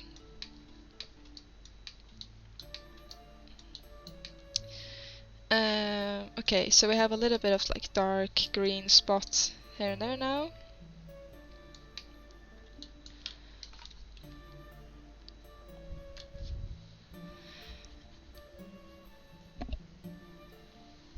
Are you going to paint moss all the way into the normal map? No. I think it's just gonna be flat. Otherwise I should probably have made a sculpt when I was baking, so I would have that like nice sculpted detail in there as well, than trying to do something in here, which I didn't, so no, it's just gonna be flat. So I guess like for now it would be better to just fade it out a little bit more and then just have it as like, yeah, some moss that started to grow rather than like a fluffy, cloudy moss.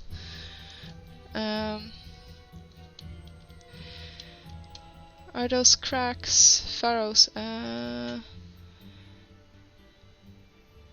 the wood only normal maps, or is it some helping you too? They look really nice. Oh, you mean this? That's actually just the normal map.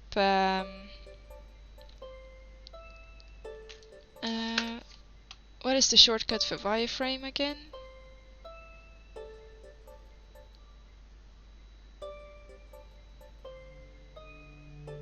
Display settings? Oh, here we go. Can have the wireframe showing.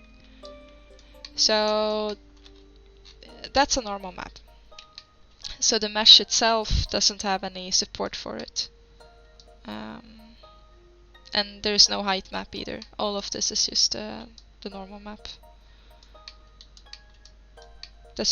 I mean, normal maps are very, very good at relaying information inwards, but it's not really good at making it look like it's sticking out. So if you can add some kind of support, it's better to do it for stuff sticking out, but then for inward stuff, then usually the normal map can do the work.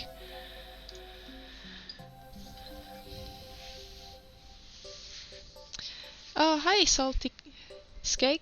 Thank you. It's starting to shape up at least. Just adding some more details and hopefully it will look nice when all of the things are done. But that moss doesn't really cut it for me. I wonder if it helps if I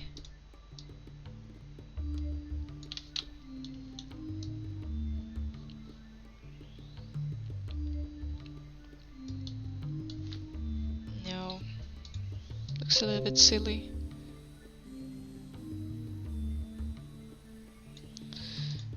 Can we duplicate this?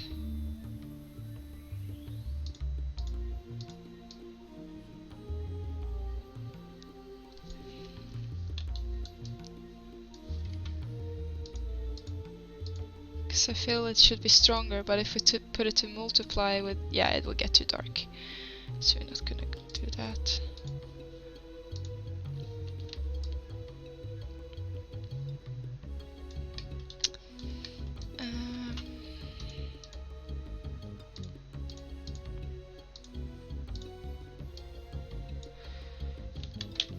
Okay, let's see if we can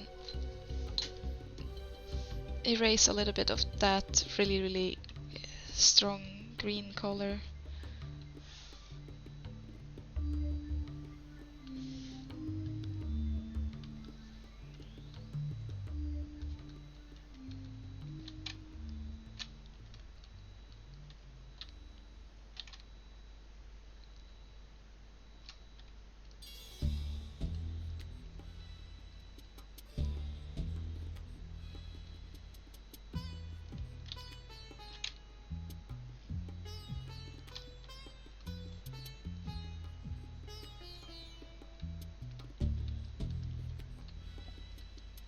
Can add a little bit color variation at least. Then we'll see we can work a bit more with that.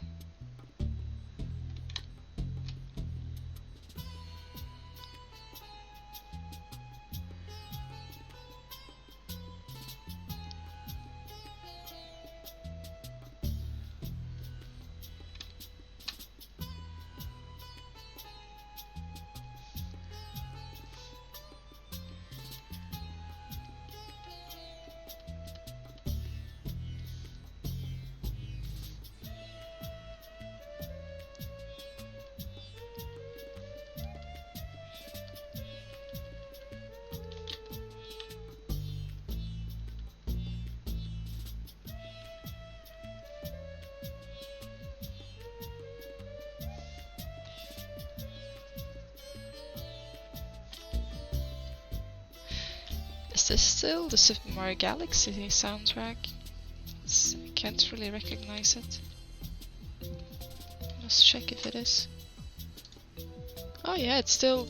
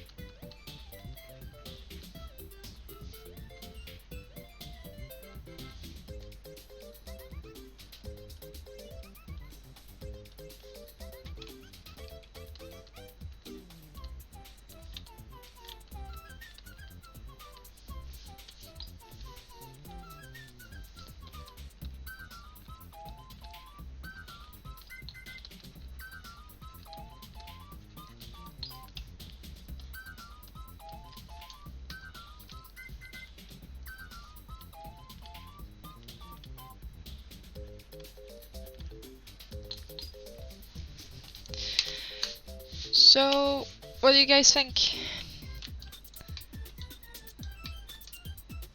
about the moss? Is it okay, or is it something I should approach in a different way?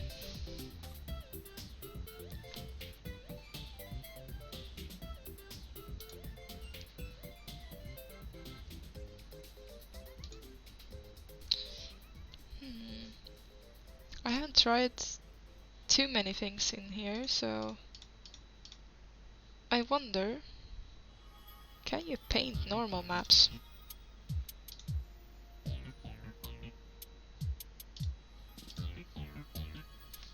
Can I just go in and then make the same thing, but like this?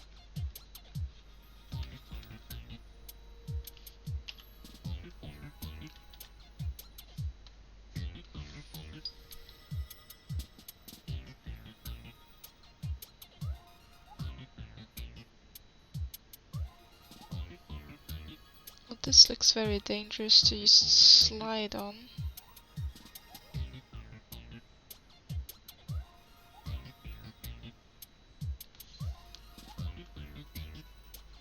I mean, that doesn't really help. Because I know in Quixel you can just do that.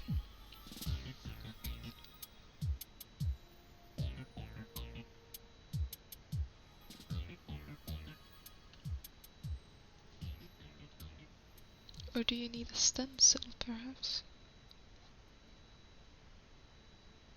Like... that's really what I was looking for.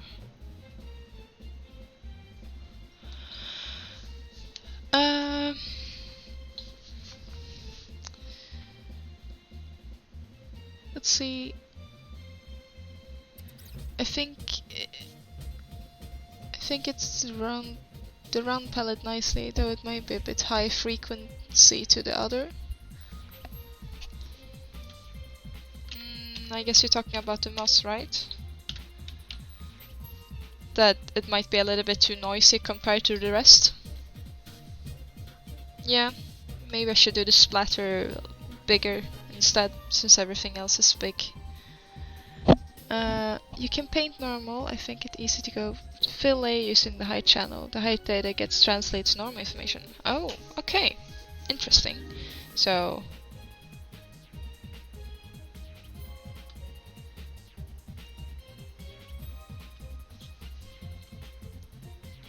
oh, Jesus Christ. Look at that.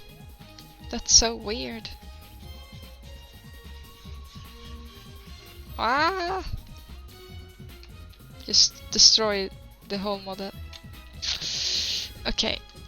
So then it should be dependent on spacing, flow. Yes, exactly. So then I can do kind of the same. Oh, look at that. If I use the weird spacing.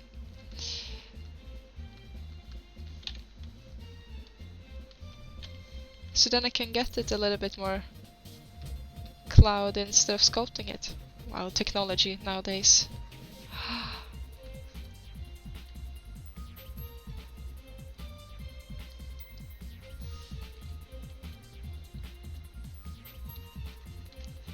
Shouldn't do it too much though, we only want to have it where it really lumps together up there.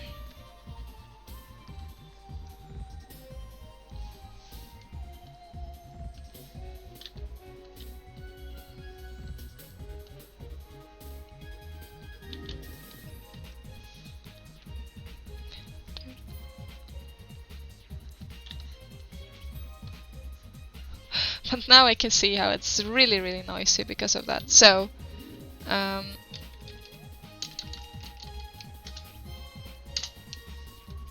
let's erase it and then try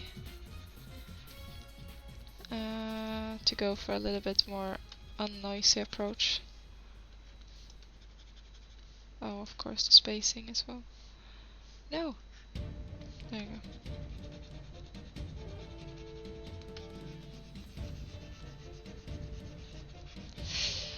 Okay.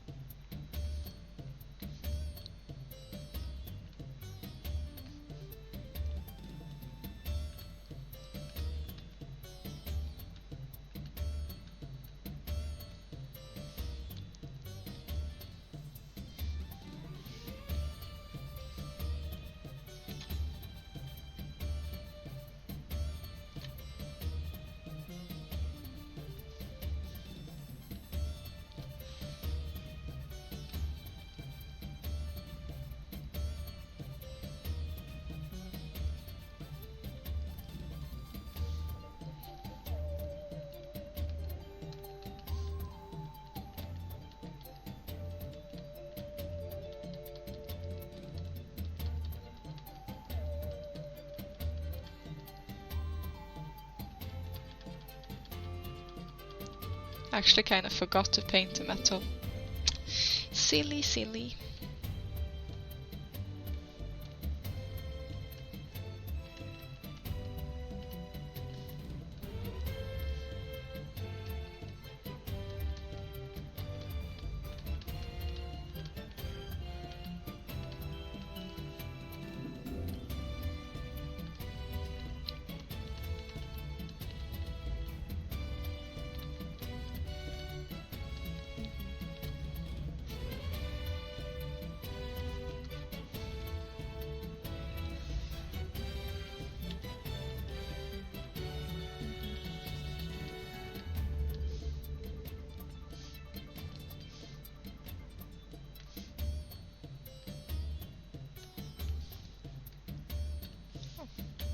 Wrong layer again.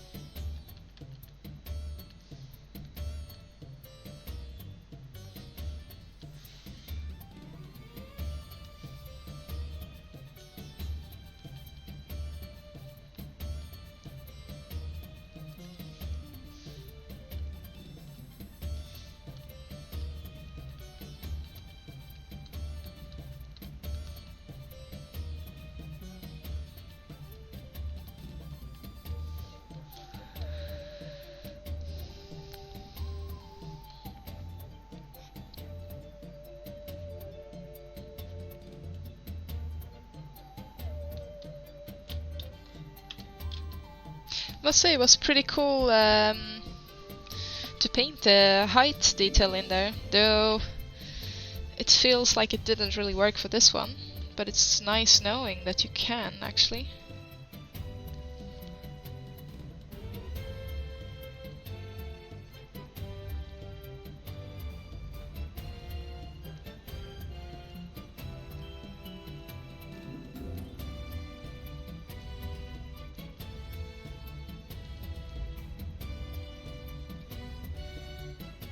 Yeah, because it adds that shadow in there as well, so...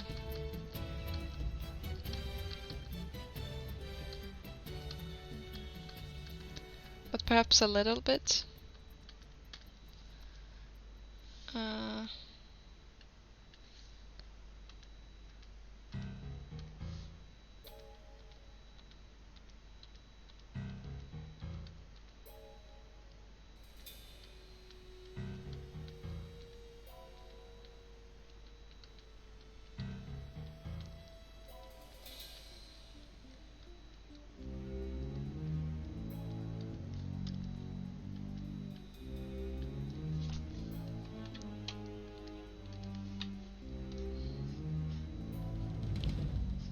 It gets a very weird feeling in there actually. I really want it to work since I can use this function, but you know, if it works, if it doesn't work, then it doesn't work. But that is neat. Then I know that if I need it any other time, because you forget to add a detail or you want to go in and just, I don't know, add some extra small dotted spikes in here or whatever, it's possible to do that, like this. Yay!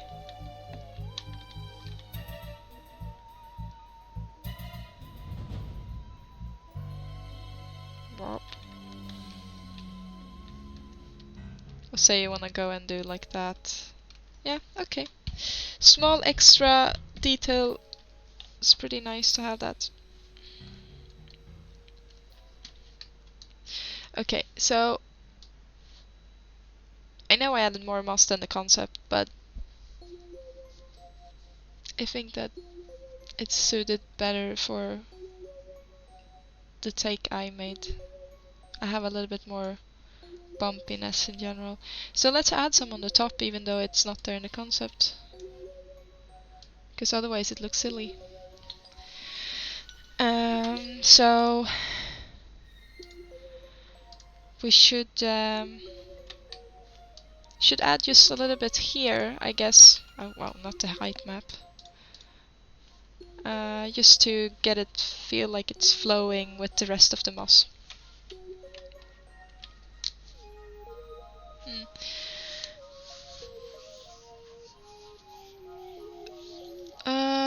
What did you say? One thing that is sort of weird with the added normal in Painter is that it's sort of bulky always. Can't do as I guess crisp stuff as from a bake.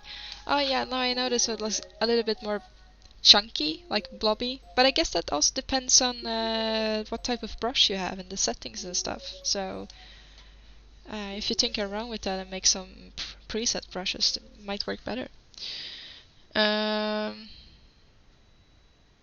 Sander the Gamer, welcome and thank you a lot. It's always nice to hear comments like that. Let's see, we add... I think this was my... Yeah, that was the dark moss. And then we have dark moss duplicate. And then we have... I guess now everything is a little bit everywhere. Light. And there we also have some light. So we go into the dark moss and we go and take a little bit of a dark color and start painting again.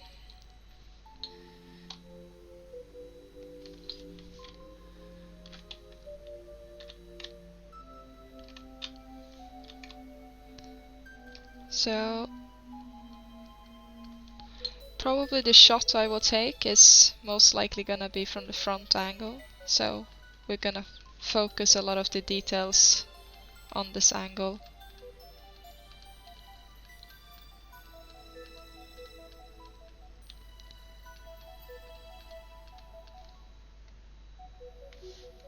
Let's go a little bit darker.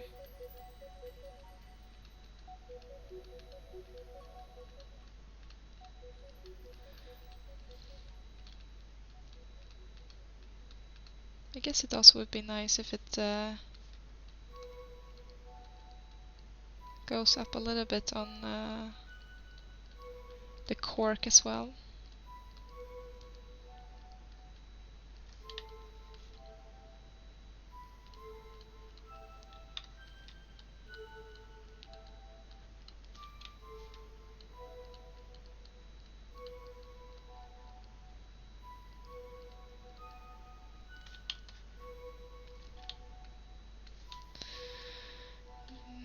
We go to the light.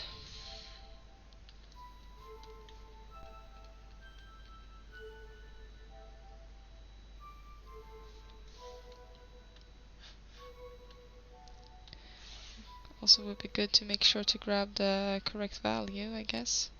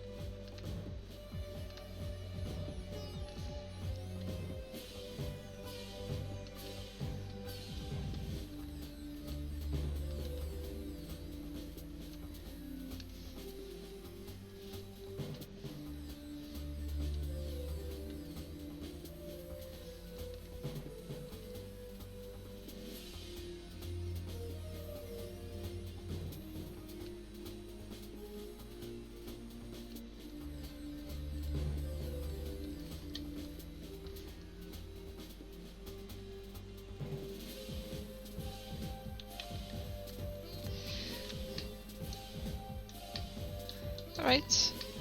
So then we connect the top a little bit more with the rest. So we're going to have to do the same with the ropes, I would say. Just a little bit, since we're having moss now. But the ropes are a little bit unfinished, so we're gonna see what we can do about that.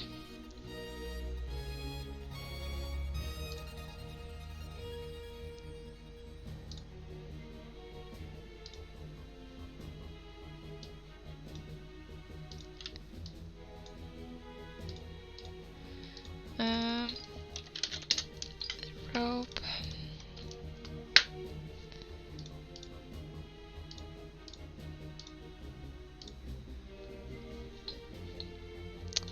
Let's add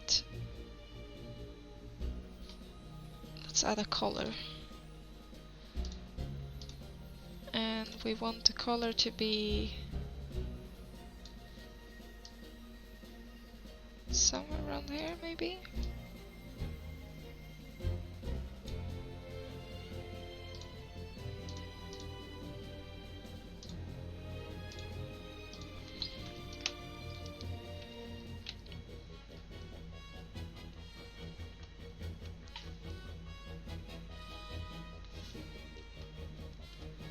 Is anything happening?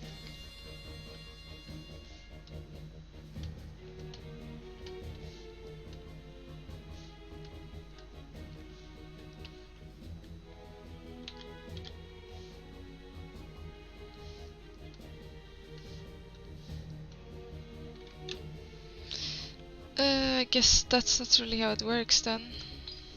Stencil. Oh, okay.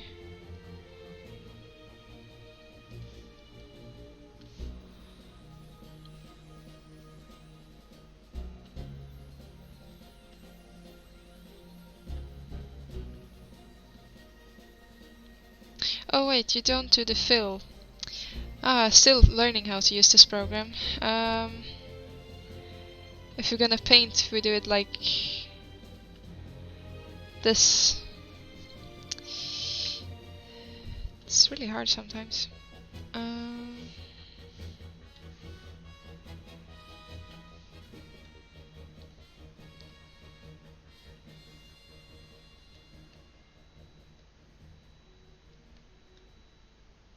There we go.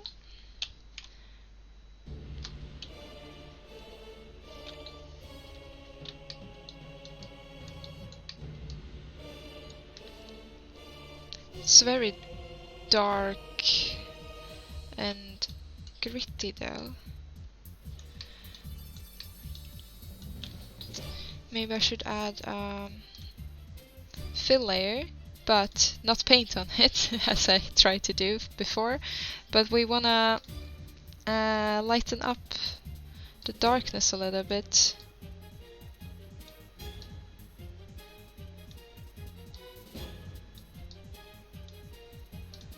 So we wanna go and do layer.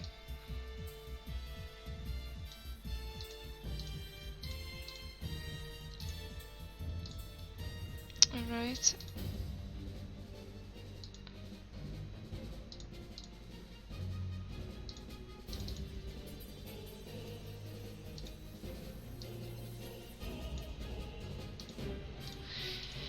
So it's less dark, and then we're gonna add a white mask with that, and then let's see, the rope is the orange one. Was it a dark mask you use? Jesus Christ. Let's see, clear mask. Remove it, I guess. There we go. And then you do... Now it works. It was the reverse order. Okay. Because now it's less dark, and we're gonna just a little bit more. Okay.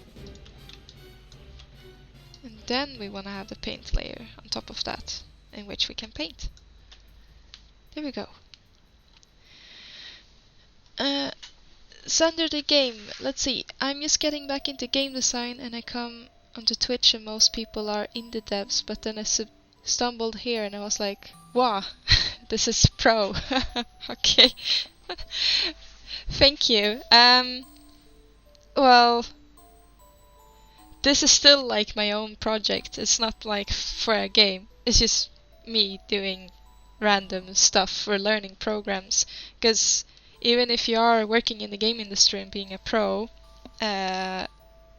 you don't really update yourself in tech all the time. So Substance's been in the market, but for all the games I previously worked on, now we used Photoshop.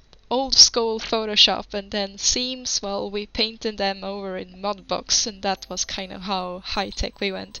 And then Substance came along, but you can't change the pipeline for like 500 people in a company, and then you suddenly ask them all to use Substance. So there was no chance for me or like time for me to learn it. And now when I'm working on Battlefield, they are using Substance, so now I'm expected to know it. So yeah, now I just have to learn myself how to do it. So I thought, let's start with something simple, a stylized prop, because I don't need to do any more advanced than just having fill colors and layers instead of going in and doing all the fancy grains and stuff for proper wood and have to think about all of those things. So now I can just take my time and then learn how to control these layers and invert them, like just do simple color selection, because you use that in realistic stuff as well. It's just that all the generators on top of that makes it look realistic, I guess. What was I doing? Yeah, it was the rope. The rope. So he's gonna go in there, and I wanted to try see if I could I don't know, do something like this, I guess, but a bit more a bit more not like this. Great, Kim, lacking words.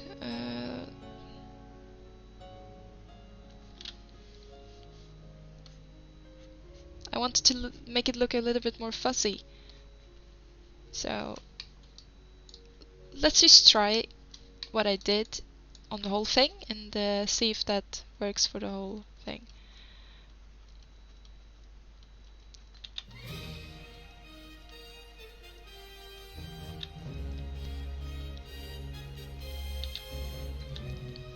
So if I do... well, that became a little bit more like a stroke.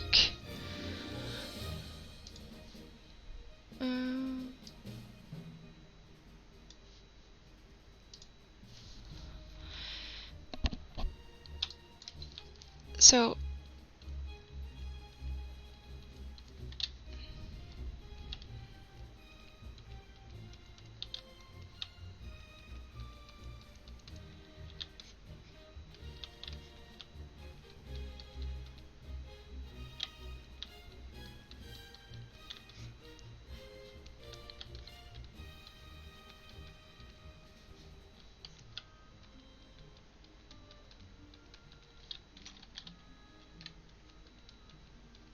now the big question is, will it look more fuzzy? Or did I just do something really, really stupid?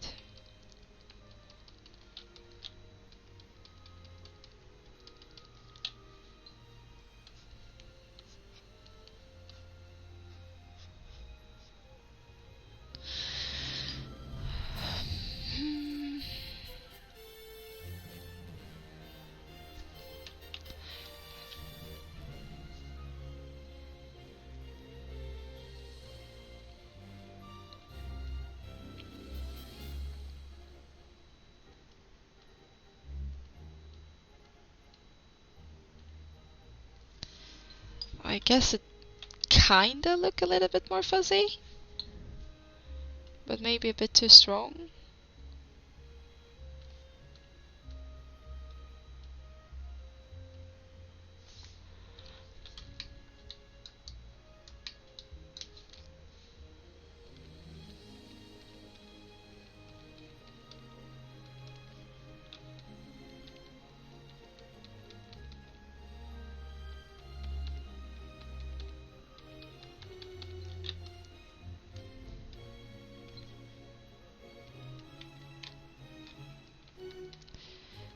Oh my god, what am I doing? Sometimes I wonder. Because what I just realized is that even if it maybe adds a little bit to the fuzziness effect, that's a long rope. It's a lot of dotting with my pen.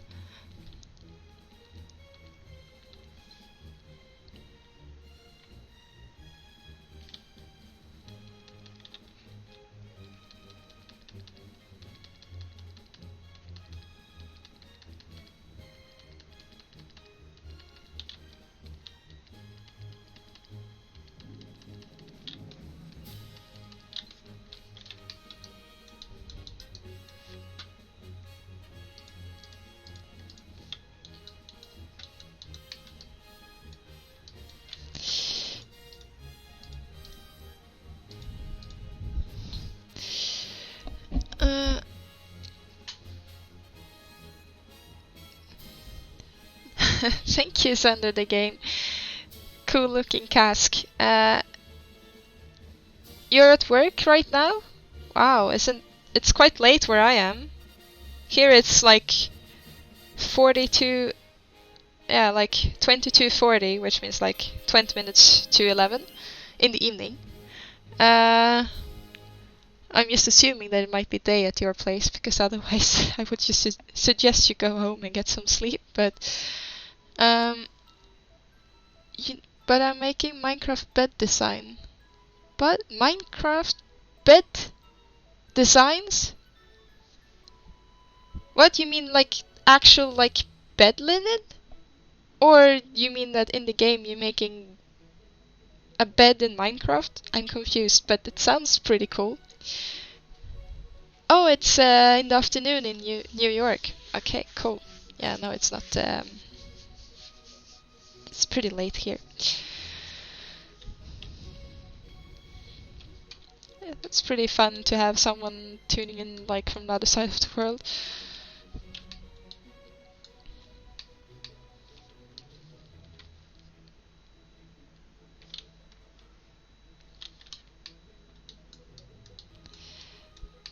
Oh, we only made one side of this, yeah.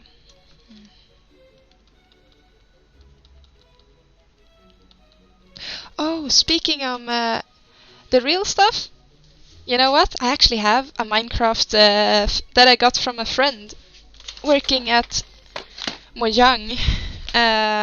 He gave it to me. Let's see. It's this one. I don't know, can you actually see it? It's so big! It's a huge package. Did you make this bed design? Like, I haven't used it yet, still in the package, but if you look at the picture, it's it looks pretty nice. They get all like free Minecraft stuff at You made this one? Oh my god, really? Wow. That's a really small world sometimes. Like, I usually, you know, say that when you meet friends of friends in Sweden, but oh my god, you made this? Oh, you work at Mojang? Oh, he's working here in Sweden as a VFX artist for the game. Let's see, J Franco. Look at the side. Let's see. It also says it's super soft. Now I'm gonna have to try it. J Franco and Sons Incorporation. 295 Fifth Avenue Suite, 3112 New York. Cool. Well, then I'm gonna have to sleep in it sometime soon, and knowing that you made it.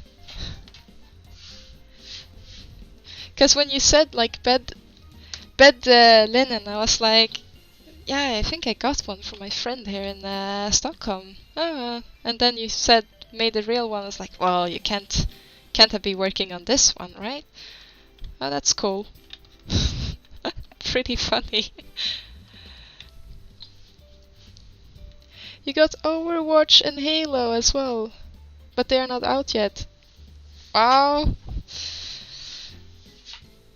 That's really cool. I can make a collection soon. Yeah, Daniel, that's a small world. then I know who I should talk to if I want to have a bed sheet collection. I really love merchandise, so that's why he gave it to me. Like, I think to get pajamas and stuff as well, in their office.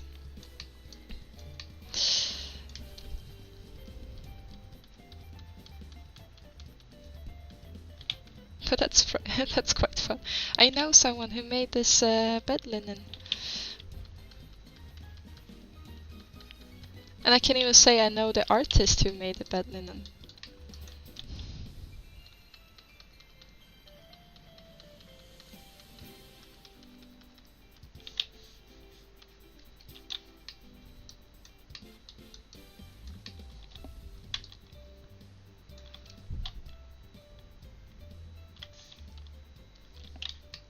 So, okay, I was now going crazy and like adding these small dots. Now to the big conclusion. Does that look better? Or does this look better? I'm gonna leave it up to you guys because I don't know. Because it might be that looks a little bit too much. Off and on.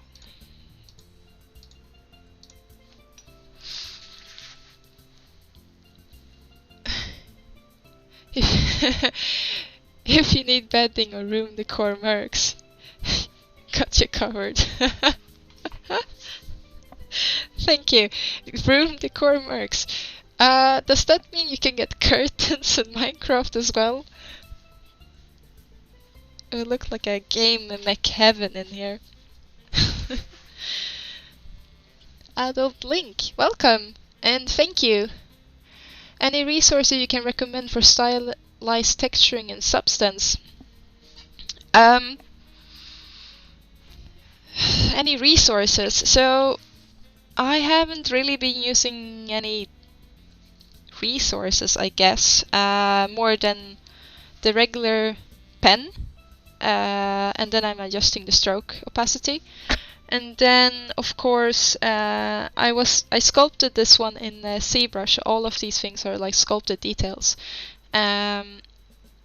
So I'm using the maps I get from the bake, which is the occlusion, cavity, and so on, and overlaying it. But then it's just basically painting. And what I found here is that for the wood, I was using this wood walnut.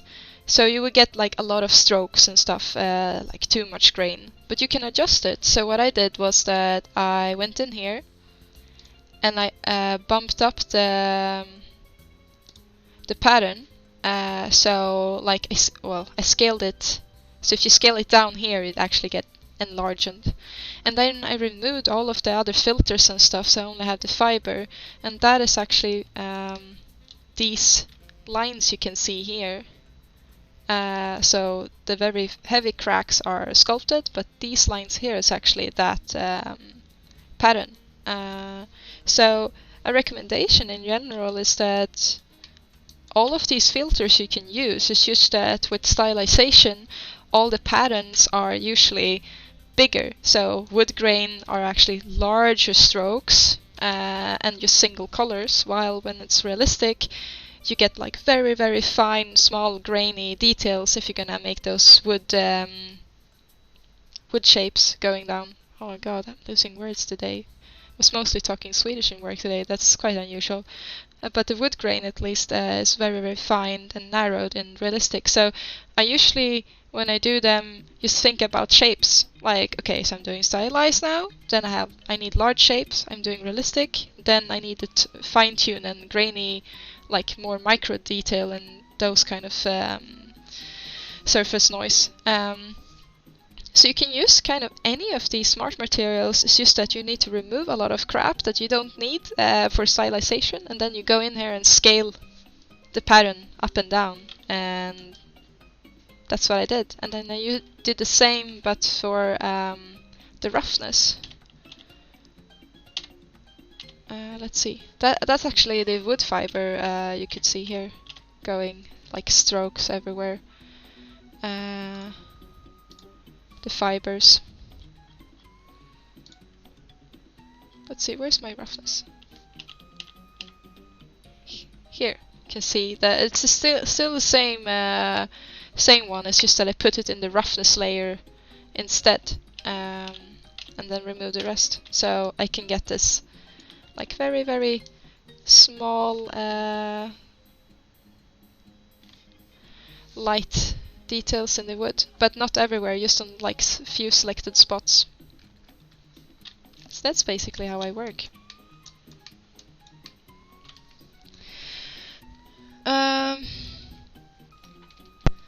You are making curtain sets. Oh my god. Wow.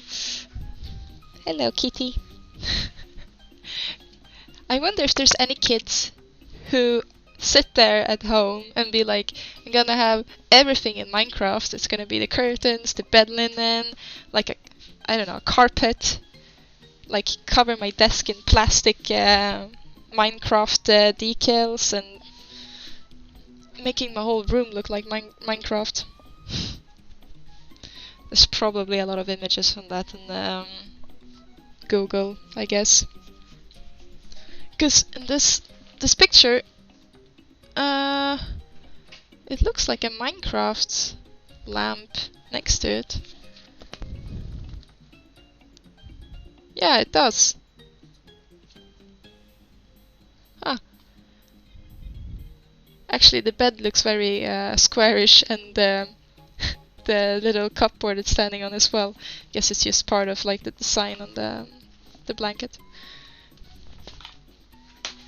That's pretty neat though.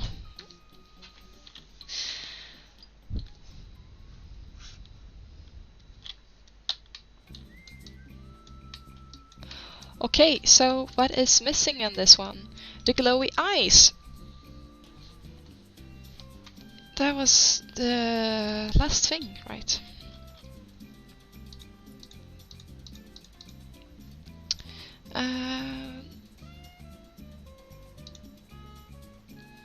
Now I wonder... Emissive stuff. So you have color, height, rough, metal, normal here.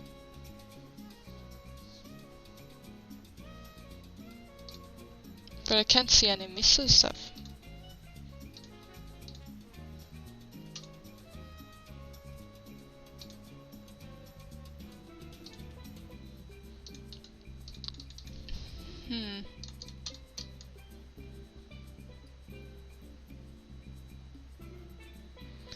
Shader settings, main shader, shader copy. Okay, and then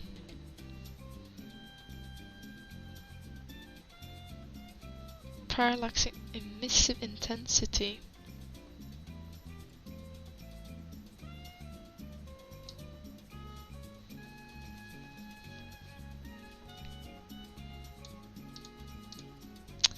Okay, so there is an emissive intensity bar.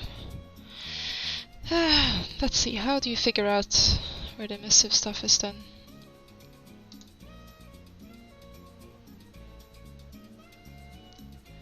Alpha test. PBR spec gloss. There seems to be different shaders in here.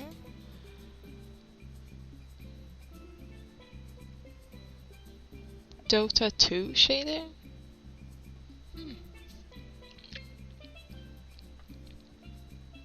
PBR metal rough with alpha bleeding. Okay. No, blending. Sorry, bleeding. Not blending, I mean. Okay, but there's no shader saying anything about emissive. Okay. Interesting.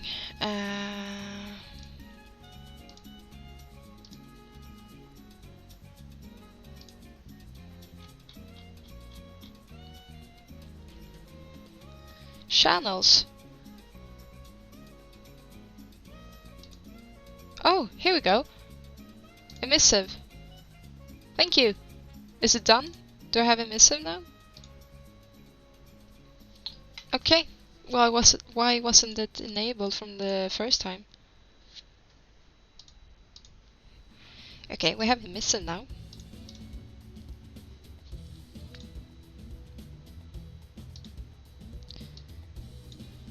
What? The whole thing is glowing.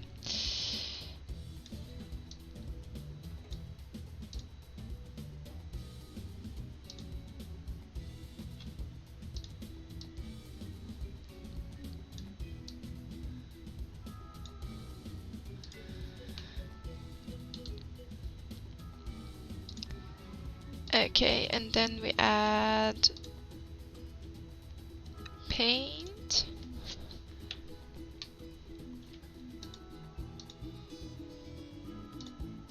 Can we do it like that? Okay, it's empty. Hello, cat again.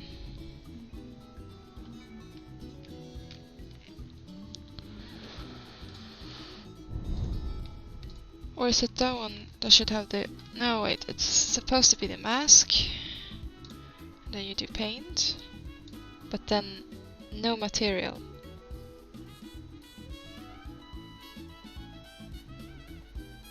Does that mean I don't need any? Oh my god. Painter is always confusing me.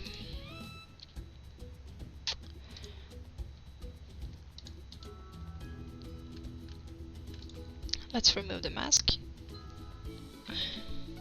Ah, cat in the way again.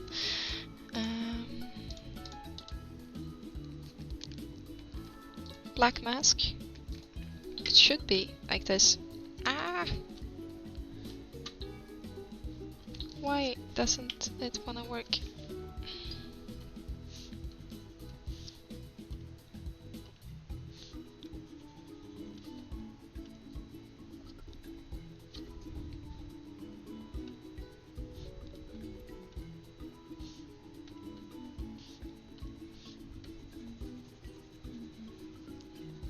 Okay, so now it's painting.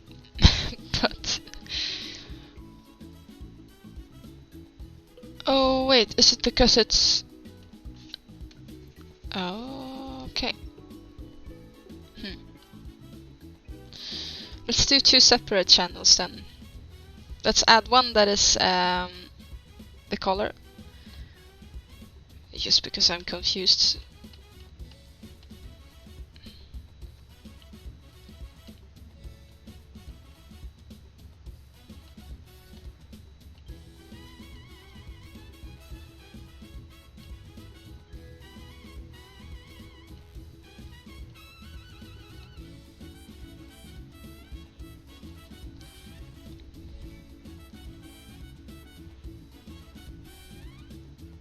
Oh wait, painting. Oh, this was the reason why I was confused. You do a empty layer and then you paint in it. Yeah, exactly. Like that. The fill layer is for something else. Oh, it's hard to remember that. It feels so unnatural because in Photoshop you just want to go in and mask and anything, like if you do a fill color. So I was just expecting it to be the same.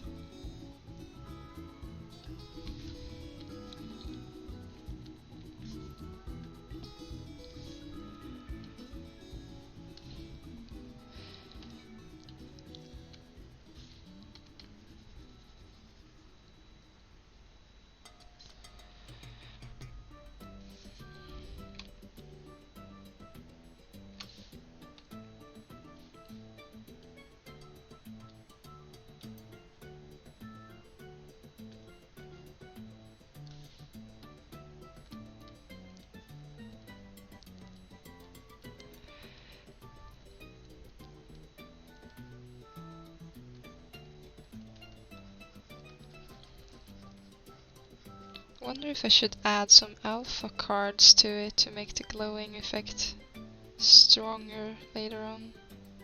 Just around there, so like fading gradient, because I don't think this is gonna cut it.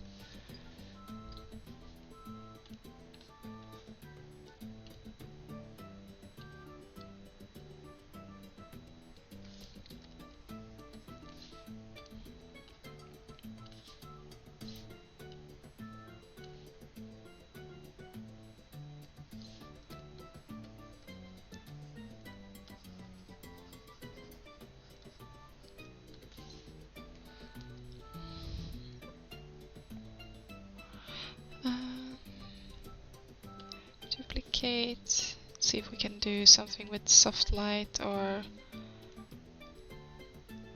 No? Okay. Oh wait, that was the wrong channel.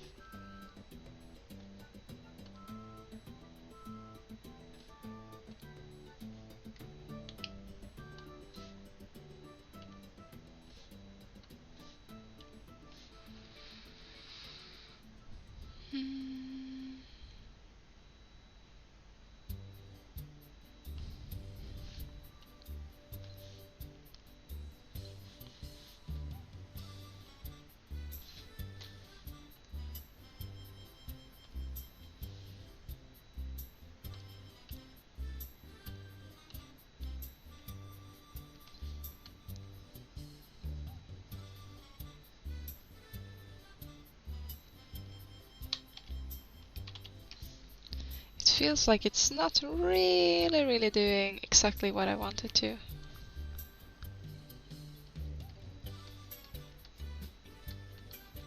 Oh well.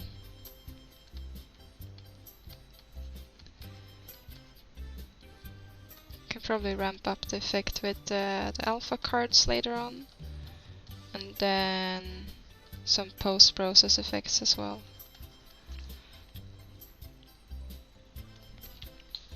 I wonder if the post-process effects here would do any difference. So, display settings.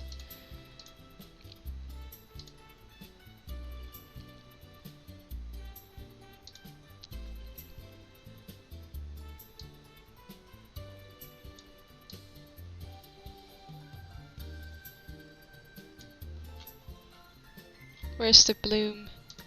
Give me bloom.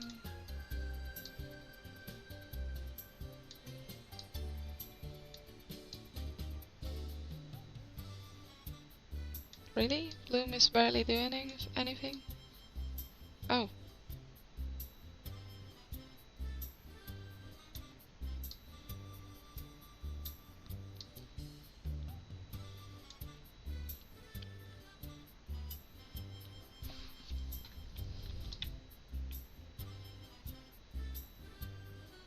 Yeah, so we're gonna need that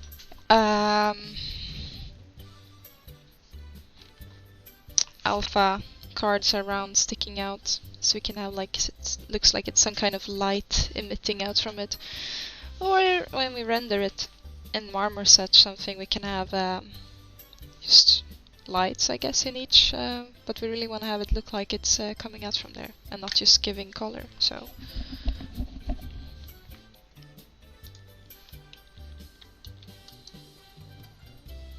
Ooh, so much lens flare.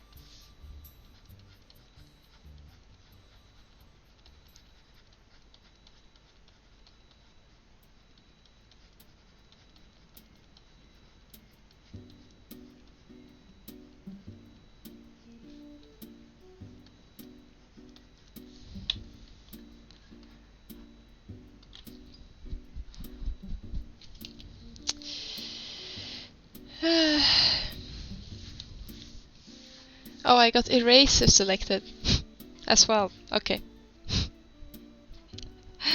I should have read the chat a little bit earlier, so I won't sit there like a dumbass being like, "Oh, it doesn't work. Why?"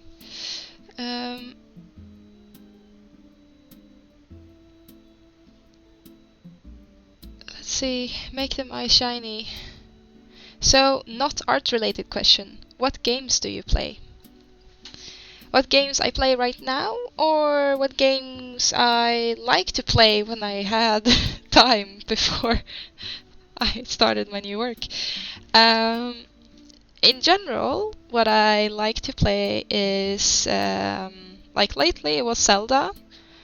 Even though it came out quite a while ago, I tend to not have that much time to play, so I'm really glad that the Switch came around, because you can just pick it up and play. It's like, you know, a 3DS, but with a bigger screen, and you can play the more AAA-esque games for Switch. And then I really like Uncharted, because it's like watching a movie, and then you have some interaction and shooting people. Like, that's the worst moment in the entire game, I think, the shooting. But I really love the story. And then I would say that's my favorite games, but at the moment, whenever I have time, like after the stream, if Daniel is up for it, I think he's still lurking around in the chat, we usually play League together, because it's just short games. So I tend to play ARAM, like a League mode, because it's like 20 minutes and then it's over, which means you can play some really fast games, get a bit pissed at other players, and then have some fun in between, and then, you know, the game is over within 20 minutes. So that is pretty fun. So that's, yeah, I think that's the games I play the most at the moment. Well, Uncharted not anymore, since I already played the whole series. So that's why I'm really looking forward to Last of Us, that they showed on E3 now. That's gonna be amazing. I love that game series as well, but of course it's Naughty Dog who make both of them, so.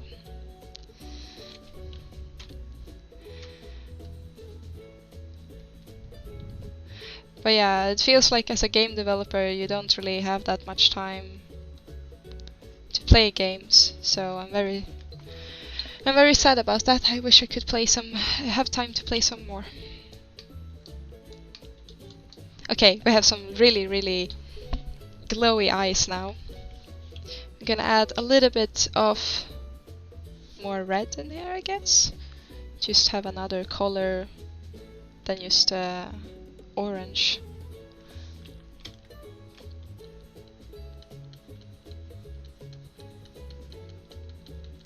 So it switches a little bit.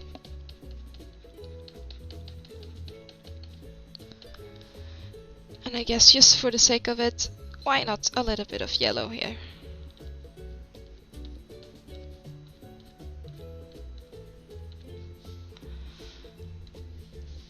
There we go.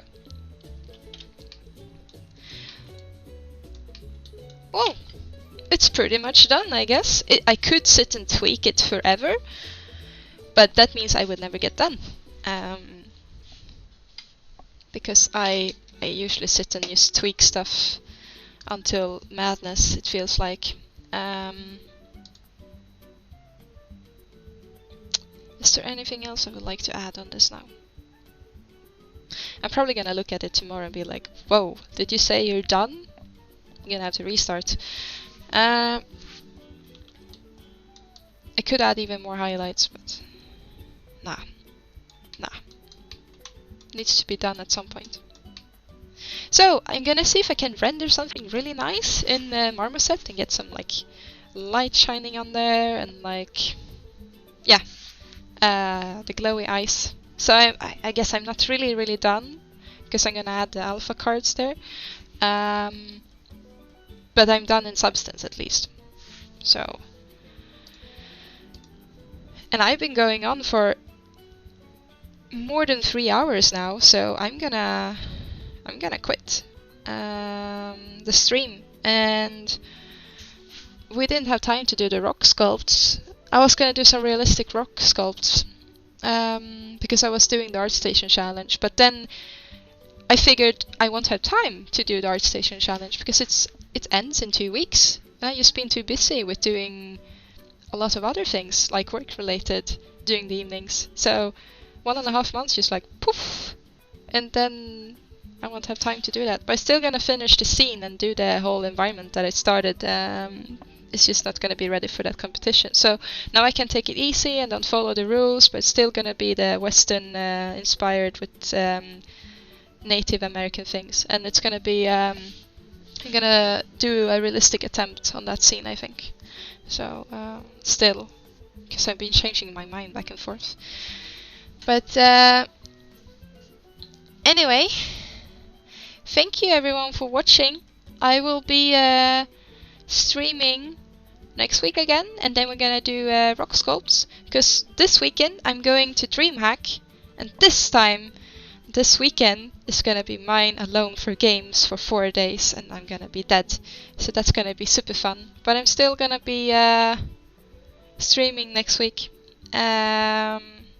roughly same time I think again, and then we will do the other scene, the environment instead. So thank you, and good night for those who are in Northern Europe, and have a nice evening in New York, and I don't know the other time zones, probably morning somewhere. So but I hope you guys have a nice time, and don't forget to check out my Discord in the description down below if you wanna just hang out and talk about art in general, or I don't know, mattresses for Minecraft and bed linen and stuff. That's also pretty fun. But thank you, and good night.